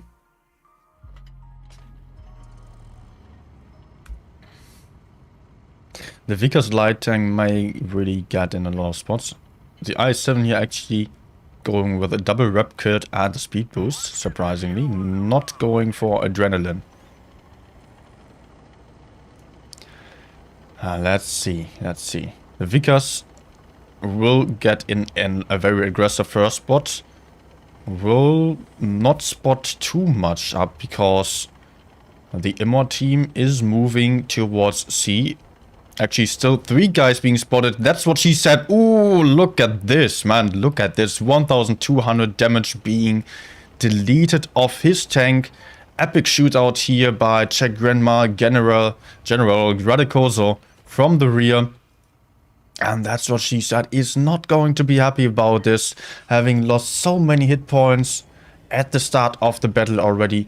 There is a cap point advantage to Immor already, yet the hit points of that's what she said may turn out to become a big problem for Immor here. PPS now also having the A cap. Max Verstappen probably free to cap B. He is looking for that. He is looking for the B cap.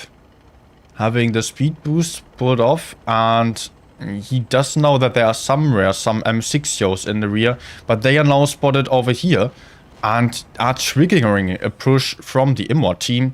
There are 4 BPS tanks over here that are potentially too isolated. Radicoso on the long clip reload, not able to help anytime soon, but also some Immor guys split off from the main part of the team. And it will be about this push here, whether that one is going to be successful. Playmaker, the one to get focused here.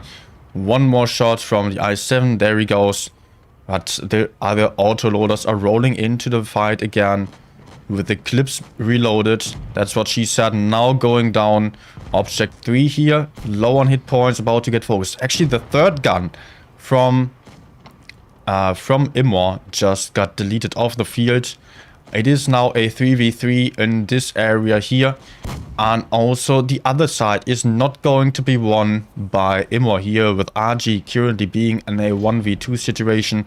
It was clear that Immor was going to lose the B flank here. Maybe they should not have even sent RG back to cover the IS-7. They should have just left the IS-7 alone to go for the push forward into the BPS guys. Because these BPS guys that were over here were really isolated. They were really quite alone. And if Immor was able to give up the IS-7 for quickly clearing 4 tanks, that would have possibly allowed them to win this. The 113 still taking out Czech Grandma, aka Whoopsie. And Radek also going down. But it is now a 1v2. And the Vickers, although being a one-shot at only 16 hit points. Where is he actually? Where is the Vickers? I should just look at the map. There he is. Just below my free cam. The Vickers here is the biggest problem, but also the caps. 3 caps now on the side of BPS. And the Vickers clearly showing why having so much mobility can give you a huge advantage. He was just circling around the map, delivering the spots at the start, and therefore giving BPS the option to crossfire. Well, that's what she said, for a lot of shots. And in the later stages also, the Vickers was able to still flank over towards the middle and help with a push onto the IS-7, which was going to be a success for BPS quite quickly. That was not the best start here for Immor.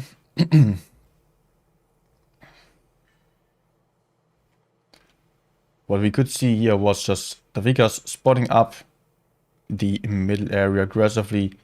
That's what she said. Yeah, he did not turn his turret. I cannot say. I will have to watch on a replay.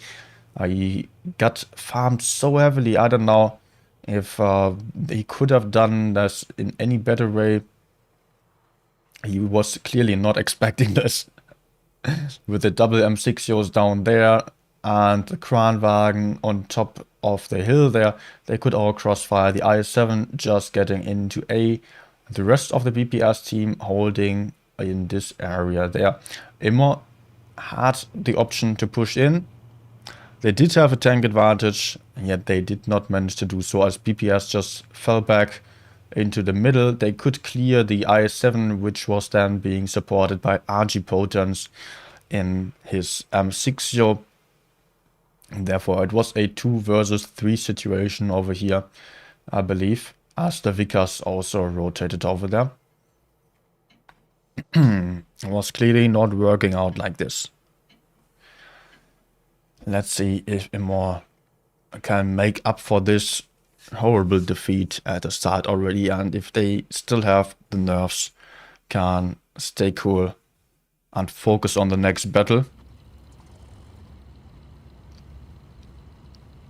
We are seeing an IS-7, double Kranwagen, double M6, a Vickers light tank and a WZ-113 for Immor now. BPS on the other side having one IS-7 as well, one Kranwagen, quadruple. No, it's 4. It's quadruple, right? Man, I'm confused. 4 M6 and the Vickers light tank. The Vickers is going to spot on this little hill here. Is he going to get in the spots? He's going to spot Daze, who is in the exact same position on the other side. So no spots really from the Vickers, but a lot of other people got spotted here. 4 tanks being spotted on each side here. It's been the Yos here that got in some spots.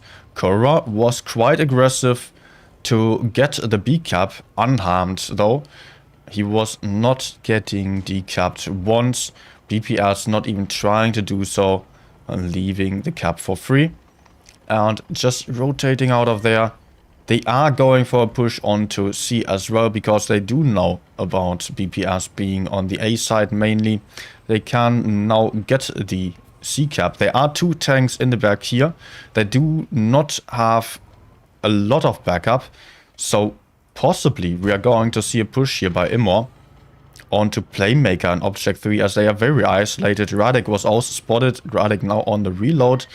Those 2 tanks still alone, but that's not what Immor is aiming for just yet. Now there is a push going on, as there is also BPS rolling into the middle of the map and recapping base B. This will be messy. Boat carrier being low on hit points, being on the reload. It will be a 2 versus 4 here, or 2 versus 3 right now. The Vickers not rolling in.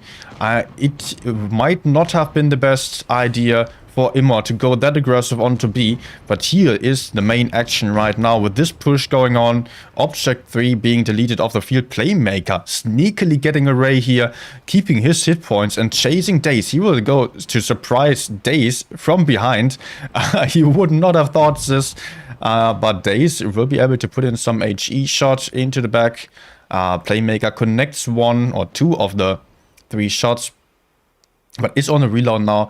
Good move there, really good move by Playmaker to get out of the trouble like this and make sure that he stays alive, even focusing the Vickers light tank.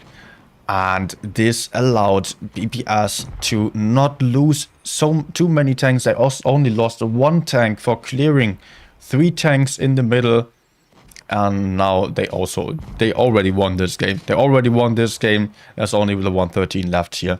BPS really doing an awesome job here, especially Playmaker being really the playmaker of this game by this move out of the danger.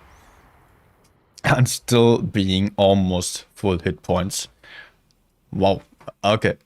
That push there by Immor seemed to be a success, but pushing on two sides simultaneously maybe was not the best idea. Because like this, they put themselves into aggressive positions while being at a disadvantage in the middle of the map. Trying to still go for decap on B was not really worth it, as they were going for a push on the other side already. They did know that they did have the tank advantage on the C side, yet they still decided to also counter push the middle, and they could expect tanks to go there. So a little bit of a misplay there from Immor to push two sides at the same time and get themselves into bad positions instead of trying to back off from B and therefore allowing the guys on the C side to push those two tanks and then get back to help out on B. Okay, next map is going to be Black Goldville again. We have seen that already. We have seen that already on the last game. Immor did not perform too well on the first one. Immor had most of their tanks in this area, having very little map control. Doing a good shootout of the Vickers, also doing good shootout of the I7 at the start, but then Chord was isolated in the middle area just in front of B. And yeah, it would have required them to somehow regain some map control or to hold C or do whatever, just not do what they did here. BPS actually going for the double bedshot strat, and those have been seen going to C already. They are not going for a new strat for this one, as it seems. Very light setup here by BPS. It is BPS with double bedshots, an object 9 or 7 replacing the Vickers nowadays for BPS in many games, or replacing T22. Also double M60, double Kranwagen, which will be found in the middle area of the map. Double bedshots heading towards C. They will get in the spots and maybe will get in the cap real quick. 907 going for an aggressive spot in the middle area. Chord here being alone, or quite alone on A, but trading effectively against the bedshot here. Check Grandma maybe being a little bit too greedy here, trying to trade with the AMX and not being able to connect a single shot for losing 2 shots worth of hit points. Not the best start here for BPS. Daze though might be a little bit in trouble. I'm a little bit too fast. But Daze here, no, he's not getting counter pushed. He is able to push onto Slatos, who's also quite aggressive in the front, not having any backup. Oh, why did Slatos not just back out of there? He got trapped behind this little container, getting pushed onto. Also, if you've seen the hit points at the start, then you could see that BPS only had like 15,000 hit points with 2k hit points less. Slatos here clearly misplaying. Radicoso about to go down very soon. The F rolling in, but he does not have a lot of hit points. But RG getting tracked and not able to connect his shot into F. But F being a 2-shot right now, it is still interesting. 2 tanks down for each team. Hit points quite close. The hit point gap is narrowing down. BPS closing the gap here. But Object 3 is in trouble. He will go down very soon. But the question is whether Immor can win this game, because they have far less mobility than the BPS team. They do have a hit point advantage. Chord still able to put out 1 more shot. Not being able to put out any more shots. But General now being very low on hit points. F being a 1-shot. The bedshot, well, General is a possible one shot. Check Grandma being a 2-shot. Max Verstappen maybe going to get a shot into General. He misses the shot that could have turned around the game here for Immor. It is a 3 versus 4. And BPS having the caps, having the mobility. Playmaker is about to get focused by the sticky. But I don't think that the 2 shots will be enough to clear Playmaker. There will be 1 shot flying into Playmaker still. And it is still super close. It is still close. It is not over yet for Immor here. But BPS now having far better map control. Immor not having any mobility on the field. And the hit points are diminishing as well. Having all these tanks being stuck in the middle here allows BPS to just flank around. Send in this bad shit into the back. Whoopsie, getting the kill of Max Verstappen here. Sneaky kill of the IS-7 into the rear of the turret. And it is only Bolt Carrier left alive, who is trying to push out the bad shit, trying to still kill the F. Would have been an amazing shot, yet he was not able to connect. Oh, that was... I don't really know how Immor was not able to turn this run around, as BPS was not really playing too well at the start and having a very fragile lineup. They risked a lot with this setup, but they still could make it work. Although having 2 guys basically die for free, especially Satos here, just moving forward instead of trying to move back there. I don't know what was going on there. He tried to cover behind the container in front instead of trying to just retreat and go hull down and buy a lot more time for his team to do everything else that they could do to make up for the disadvantage. Also the bad shit trading poorly at the start, yet it is really hard to catch a bad shit if you don't have any mobile tanks on your lineup. And even if there were mediums on the field for the Immor team, they would possibly also really struggle, because the bad shits can almost, or with high rolls there, they can, or even average rolls, I think they can clip out a T22. Like just 930 per clip. And 2 times that, 2 bad shits, that is 1860. I think like mediums do have between 1845 and 1900. Some even have 2000. I'm not too sure about that right now. I don't know exactly all the amount of hit points of each tank. But yeah, Immor going for these very heavy tanks seem to have the upper hand throughout most of the battle, yet not having the map control in the end and really being stuck there. They also dropped down into the road and took the lower part of the map. Here they were all just, you can see the map actually, they were all just stuck here. And they dropped down here because that's where the main fight was going on.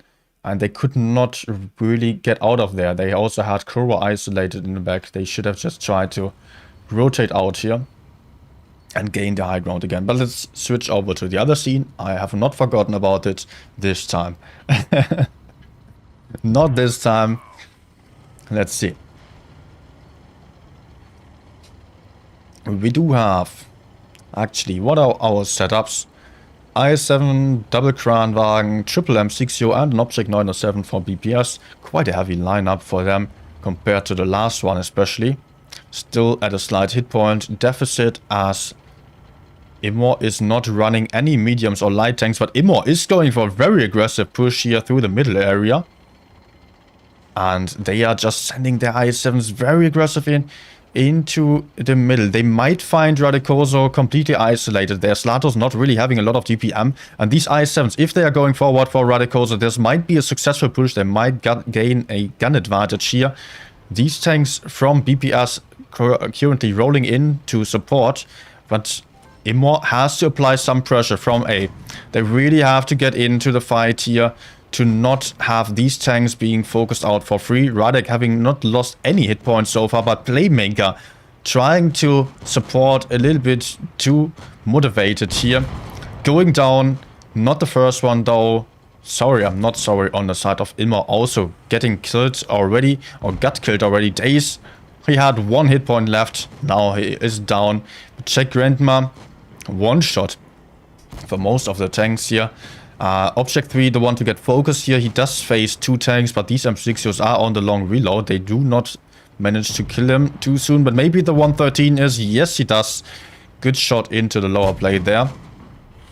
Korra here getting focused by General, and Snatos going down as well. It is a 3 versus 4 for Immor right now. It is not looking too well. Hit points still quite close to each other. The Kranwagen still going down 3 on 3 right now. Sticky though on the long reload. The Object 907 with the DPM and the mobility. He will cause a lot of trouble to Immor to turn around this game. It will be almost impossible if there is no ammo rack, no fire. The Kran does not have a lot of DPM, and it is the Kran to get focus who does not really have any huge impact on the outcome of the game. RG, last one alive. He will maybe put out 1 more clip, but that's it. That's it. Immor having tried their best, but it was not enough. They were not able to contest BPS here. BPS not really playing to perfection on all of these games, especially on the last one, but still it was enough to win these games. Immor also slightly misplaying on some of these games, and losing a lot of hit points early on was clearly not helpful. It was a best of 7, but as it was a best of 7, 4 games were required to win this one, and BPS just won all 4 of them. Dominant performance, yet still struggling a little bit. I don't know how this is going to look like against other top teams like Loka or EG. I have not seen enough Loka or EG plays games so far to really make any assumption on that. Although Loka, they were on my stream yesterday, they had a really strong performance. Although they were just memeing around. They did have some fun setups as they were through already into the finals and into the professional tournament on first place. But they really seem to be quite safe on what they do. So I think Loka will be very tough to beat. I did not see a lot of EG yet. But EG, Loka, I would actually see them on the first places rather than BPS. Although I am a BPS member, as you may know, I would be in favor of BPS getting into the finals. But they are not really showing the consistency that was required to perform well against the top clans here. I don't really know what is going to happen there. It is definitely going to be a very exciting professional season. And BPS trying to play around with the setups quite a lot, but they have played the previous threat quite a lot of times already. I'm surprised that they still got away with it. And yeah, Immor did not really have the response to all those bad shits and stuff. But let's also get into some analysis again. I will still spend some time on these. I already had a few comments on the gameplay, what could have been better, but I will still replay and rewatch some of these games. Thanks for watching, first of all, to everyone who is just here for the live battles. We are not going to see any more live battles today. So if you're leaving already, don't forget to leave a like if you enjoyed the show, and this would be highly appreciated and would maybe show Wargaming that it is maybe worth I thought inviting me to the professional tournament as well. So please keep a like before leaving, and I will now get into the analysis of the games that we have just seen and try to figure out what was actually causing the defeats there, if I could not point them out so far just yet. Okay, let's move over to the stream again. Okay, music can be playing in the background again.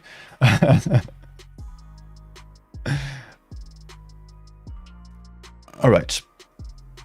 We do have me on the screen right now, but that's not the point. That's not the point. Where is it starting? No, that's analysis part. As it looks like, yeah, that's analysis. And the battle starting here. No, that's still analysis. Okay.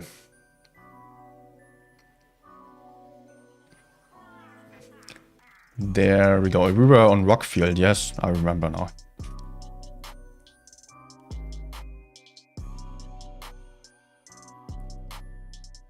Okay. Let's skip forward a little bit to find the action. Also, I almost forgot to turn off the strat screen. And it's now turned off. Good. And this one was the game with the heavy shootout of That's What She Said, actually. This Vikas here getting in the aggressive spot. It is well known, actually, so quite often this one is getting punished already. It was not the case on this one. Actually, not too many people got spotted. 3 guys got spotted here, but this damn shootout here. This damn shootout of That's What She Said already was a huge problem to the Immor team. And they immediately rotated their Yos over towards C. Let's quickly pause here. They immediately rotated their Yos over to this side as they knew that most of the team from Immor was going aggressive on C. By now they could also send their IS-7 into A, although their IS-7 would have gone into A quite aggressive anyways, I believe. But yeah, these guys now just rotating over there. And Immor, now I see what happened. I mean, I was aware of this guy being in the middle for the B cap, but they also had, I believe it is RG on the 6-year rotating towards the left flank, which turned out to be problematic. The problem was that Immor now had the option to push forward. Well, just look at the minimap here. This is a problem. There are 2 tanks from Immor, very aggressive. There are 3 tanks behind, while there are 4 tanks in front actually. So theoretically Immor could have gone for the push, but That's What She Said was already super low on hit points. And as soon as he moved into the fight, he was about to get focused. And yeah, the trading was not going too well so far. If we are having a look at the hit points, BPS does have a 3k hit point advantage right now.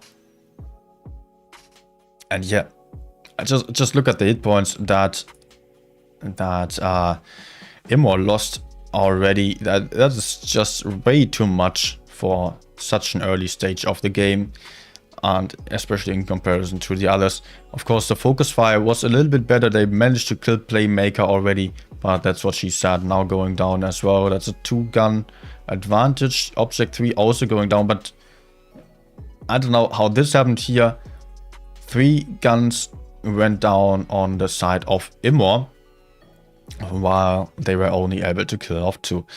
So that was definitely a huge problem here, that these trades were not going too well. Maybe also because the autoloaders here, they could just retreat. They did a good job at that. I don't know if you noticed this.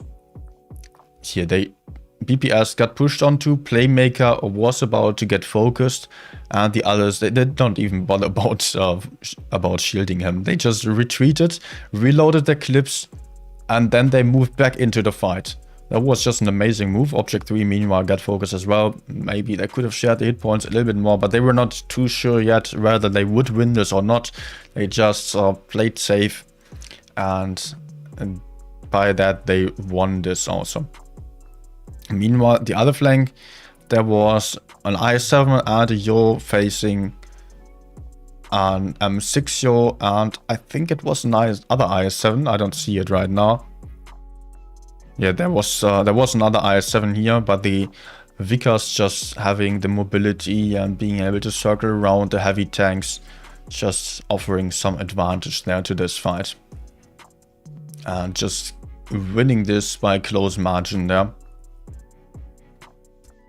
I was actually so like somewhat close, but just the gun advantage then in the end. I mean, the hit points are pretty close though, but the fact that the Vickers survived on 16 hit points, yeah, and the cap points, of course, and just took Immor too long to clear the flank because they did lose 1,200 hit points at the start already. If that was not the case, then it would have really looked differently, I believe. Because then they would have been more aggressive on the push, they would have been more successful on the push as well. And they still had 2 tanks in the end.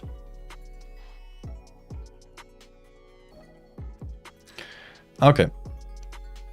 But enough about this battle. Let's move on to the next one. On this one, actually most of the people were on the A side. Very similar strategies here. If you are seeing the minimap right now, there is a camping heavy in the back. There are 2 aggressive heavies on A. There are 2 heavies from BPS covering B, while there is 1 aggressive heavy in B here. That is the IS-7, covered by an M60 over there and another M60 over there. And BPS did not even bother about decapping this. They just rotated out of this because they also knew that there was more on the C side. I don't know exactly if those guys got spotted that were on the right flank there. But BPS just stayed out of trouble. Took 1 shot for the crossing, which was totally fine here. Just rotated out of the danger. And now we could see those tanks here being very isolated from BPS. With Immor having the right idea of going for a push. They did have the B cap now. They could also take the C cap, or they could just clear those 2 tanks. They did know that the Kranwagen shot at least 1 or 2 tough, really bad DPM. Those tanks very isolated. Everyone else was spotted already. Immor should have been a bit more aggressive maybe, but they are going for the push. They are going for the push. And actually, what happened there, that was just hilarious. But also here came the misplay of Immor. They did have only 3 tanks over here. They left them alone to push this side because they knew there are only 2 tanks plus the passive tank over there. So they were free to push in. But actually there are 3 tanks only down here, which means, especially with Bolt Carrier being low on hit points, Immor should have tried to... I mean, right now it is useless to move in because they know that most of the BPS team is over there. And it is too late to decap B anyway, so they could just try to retreat and get safe somewhere around the spawn area, get close to the other teammates and just buy some time. And if they were able to survive a lot longer, then BPS would have the double caps, but they would also not be able to clear these tanks that soon, while also losing 3 tanks over there. So it was really important for Immor to make sure that they are able to clear these 3 tanks before these 3 tanks are dying.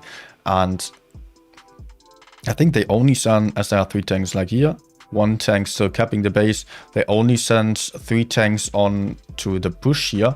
The Vickers also slightly misplayed in my opinion here, because with BPS having double caps right now, it was not a cap game anymore. It was all about the kills. So yeah, what would have been necessary to do here for the Vickers, instead of capping the base after BPS already managed to take 2 bases, he should have just tried to help with the push over here. Just farming a little bit of damage in B is first of all super risky because he's not safe to peek on top of the hill here.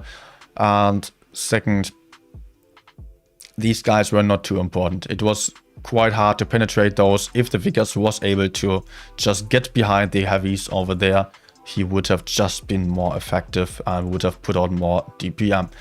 Also here with the IS-7 and the Yo being that aggressive, that was clearly a misplay there from Immor. Yeah, this push here Just took quite long, and now we are seeing this awesome move here from Playmaker, just ignoring all these heavy tanks that were pushing onto him and just going for the Vickers here, still putting out a few shots. I think he missed one still, but he put in 2 shots, or even 3 shots, I think. 3 shots into the Vickers and still got out of trouble there. That was just a really nice move here. And yeah, by now, just Immor lost the tanks that were in the middle of the map. They lost everyone that was on B. They only managed to clear 1 tank in the spawn here. Now they are split up. They lost 3 tanks, as said already. Kranwagen, Max Verstappen is a one-shot, and BPS can just roll in and finish the team of Immor. Let's move on to the next one. It was Black Goldville, with BPS going for the very light setup on this one with the double bed jets and the Object 907. Actually, it was not double bed jets going to C, as I said earlier. It was only one bed jet, the other one just headed towards A to get in the spots over there. And yeah, doing some really bad trades here with Korra.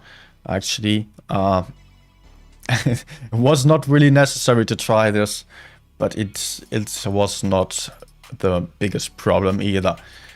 Right now, I was thinking that Days may have been in trouble here. Maybe that's also why Zerd, aka Slatos, and Radek went that aggressive, because Days was quite alone. But he did have some backup rolling in from A. There were some guys over there. So it was still a good formation for Immor right now. And Slatos really isolated himself here. I don't know why he just didn't drop back here. He could have easily dropped back. And of course he would have taken one more shot. But then he would not have like all these enemies to his sides. And he would just be safer and would buy some more time here. But okay. He did not really know about those guys on A, but on the other side, we did have, or BPS did have the spots on the C side already, so it could have been known possibly, although that is a lot to ask for, because it was really a messy situation. These guys were not spotted, and they just rotated on the A side. But yeah, after all, it could have been done. It could have been done. But still, it was not deciding over the outcome of the game. Immor now still having over 1000 hit points more than the BPS team. Being able to clear Object 3. Sticky here doing a little bit of a misplay. Sticky should have stayed in the back there and tried to push out General like this. Although General is running away already now, the problem is Korra is about to die, General is on top there, and the map control is just look at this at the minimap. 2 tanks of BPS over there, 1 tank over there, 1 tank over there, and Immor in the middle. That is just doomed.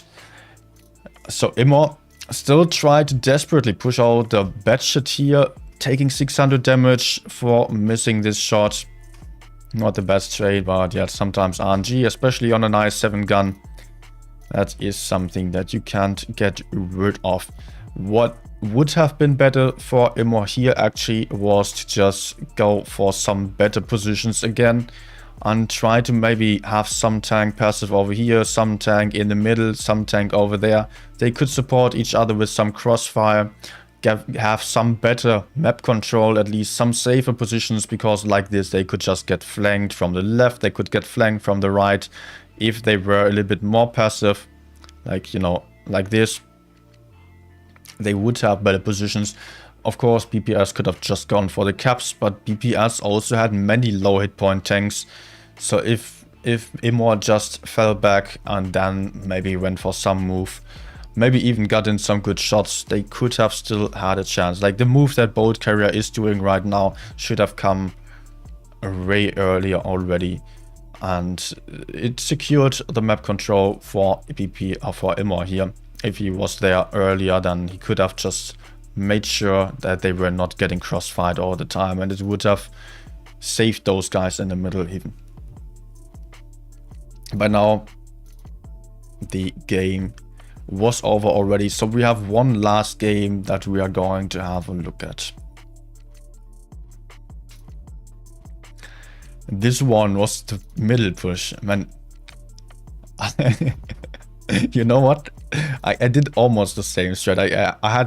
I once had a strat with some tanks still pushing over here and just shooting out this guy. Like, it would have actually worked. With the double I7s, they were not meta back then, and no one wanted to go for this strat. It was really some long time ago. I had like 50p something push over here. But okay. Like, this problem was a little bit that Immor, of course, they did have the option of going for Radekoso here. Yet they did not have anyone to the left side, so no one was really able to crossfire Radek as he was dropping down. Which really got to be a problem, as the Immor team was, yeah, they did not even have the right side. They just had these very aggressive positions. BPS having the map control, BPS could fire into the middle from lots of different angles. They did have the crossfire set up. And Immor having those tanks still very passive, still calling for A, although having the strat that is not calling for any caps actually. Yeah, that was like a bit too passive on these guys here. I don't know what they were waiting for, maybe for shots onto Slatos here, but they should have made sure that they are clearing this side and not allow BPS to have two flanks here on these guys pushing in the middle. And that was a huge issue. Actually, good move here to stop this push by Immor, but the crossfire was just very bad onto them. Although they do have a tank, not a tank advantage, but a hit point advantage, but that is melting. It is clearly melting right now as Daze is getting focused. And Immor's positions are just not too perfect here. Immor just being in a very small part of the map. Let's quickly pause here again. Immor just being on a very small part of the map here in the middle. And if you're seeing this, there's a red tank over there, over there, over there, over there, over there. This one's hard to get. It is the most dangerous. It is the Object 907 with a good DPM. Not the best DPM in the game, but still a very good DPM and a bouncy hull and a fast mobility, good mobility. But like this, the Immor guys, just wherever they are looking, they will show their rear to one or the other BPS guy. Although Object 3 is a little bit isolated, a little bit too aggressive here. It's still not too perfect for Immor because they are surrounded. And yeah, the mobility also of the Object 907 just playing out here. It is really hard to get this object, and therefore Immor is just ignoring the object, which allows the F to just farm from behind, and he's not really going passive. He is going aggressive, but whenever he's getting focused, he is able to get out of trouble there. Really nice moves. Good gameplay here by the F, definitely. By now it is a 3v2 with the 113 soon about to die. Well played here to BPS in the end, although having done some misplays. Coach Cheskora. There were some misplays involved on the side of Immor as well, and especially when it comes to like losing hit points, map control stuff. They could have maybe done better. But yeah, BPS, of course, having very, very experienced tournament players on a very high level. Although currently not being in their top form, it was definitely a tough enemy to face. So that's it, guys. That's it for today's stream.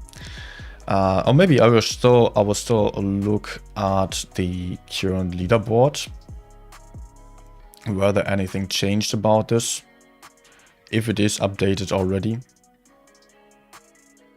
I don't know. I don't think it's updated already because, as you can see, Jones is still on 3rd place, but Immor won against Jones. And there's only a cup difference of 100. That's been... I don't know if it was only 100 cups before or if it was 200. EG also still 6th, Vale 5th. I don't know if it is updated yet. Maybe it is not completely up to date.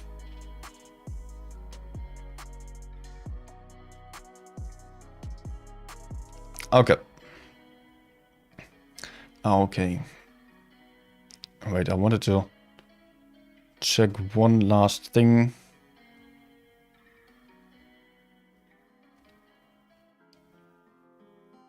I wanted to check the results still. I can still show you.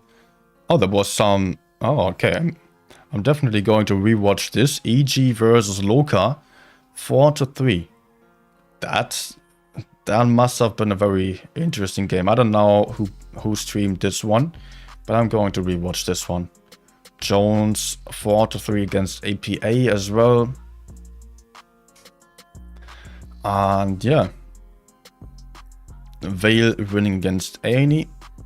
Loka winning against Vale. So by that, EG should definitely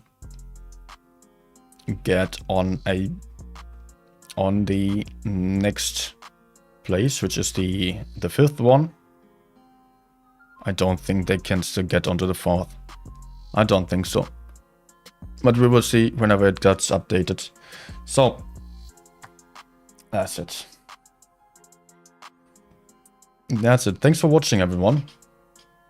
And don't forget to hit the like button. I guess if you are still here, then you're probably liked and subscribed already. I believe in you. All right. Anything else? I don't think so. I think that's it. Thanks for watching. Have a good night. Have a good evening. See you on the next time then. I don't exactly know right now when the next tournament stream is going to be, because I did not get the invite just yet. And tomorrow I will go for a T57 stream, I believe. Let's see if we can still farm some damage on this tank before Wargaming is about to change it. Have a good night and see you soon. Goodbye.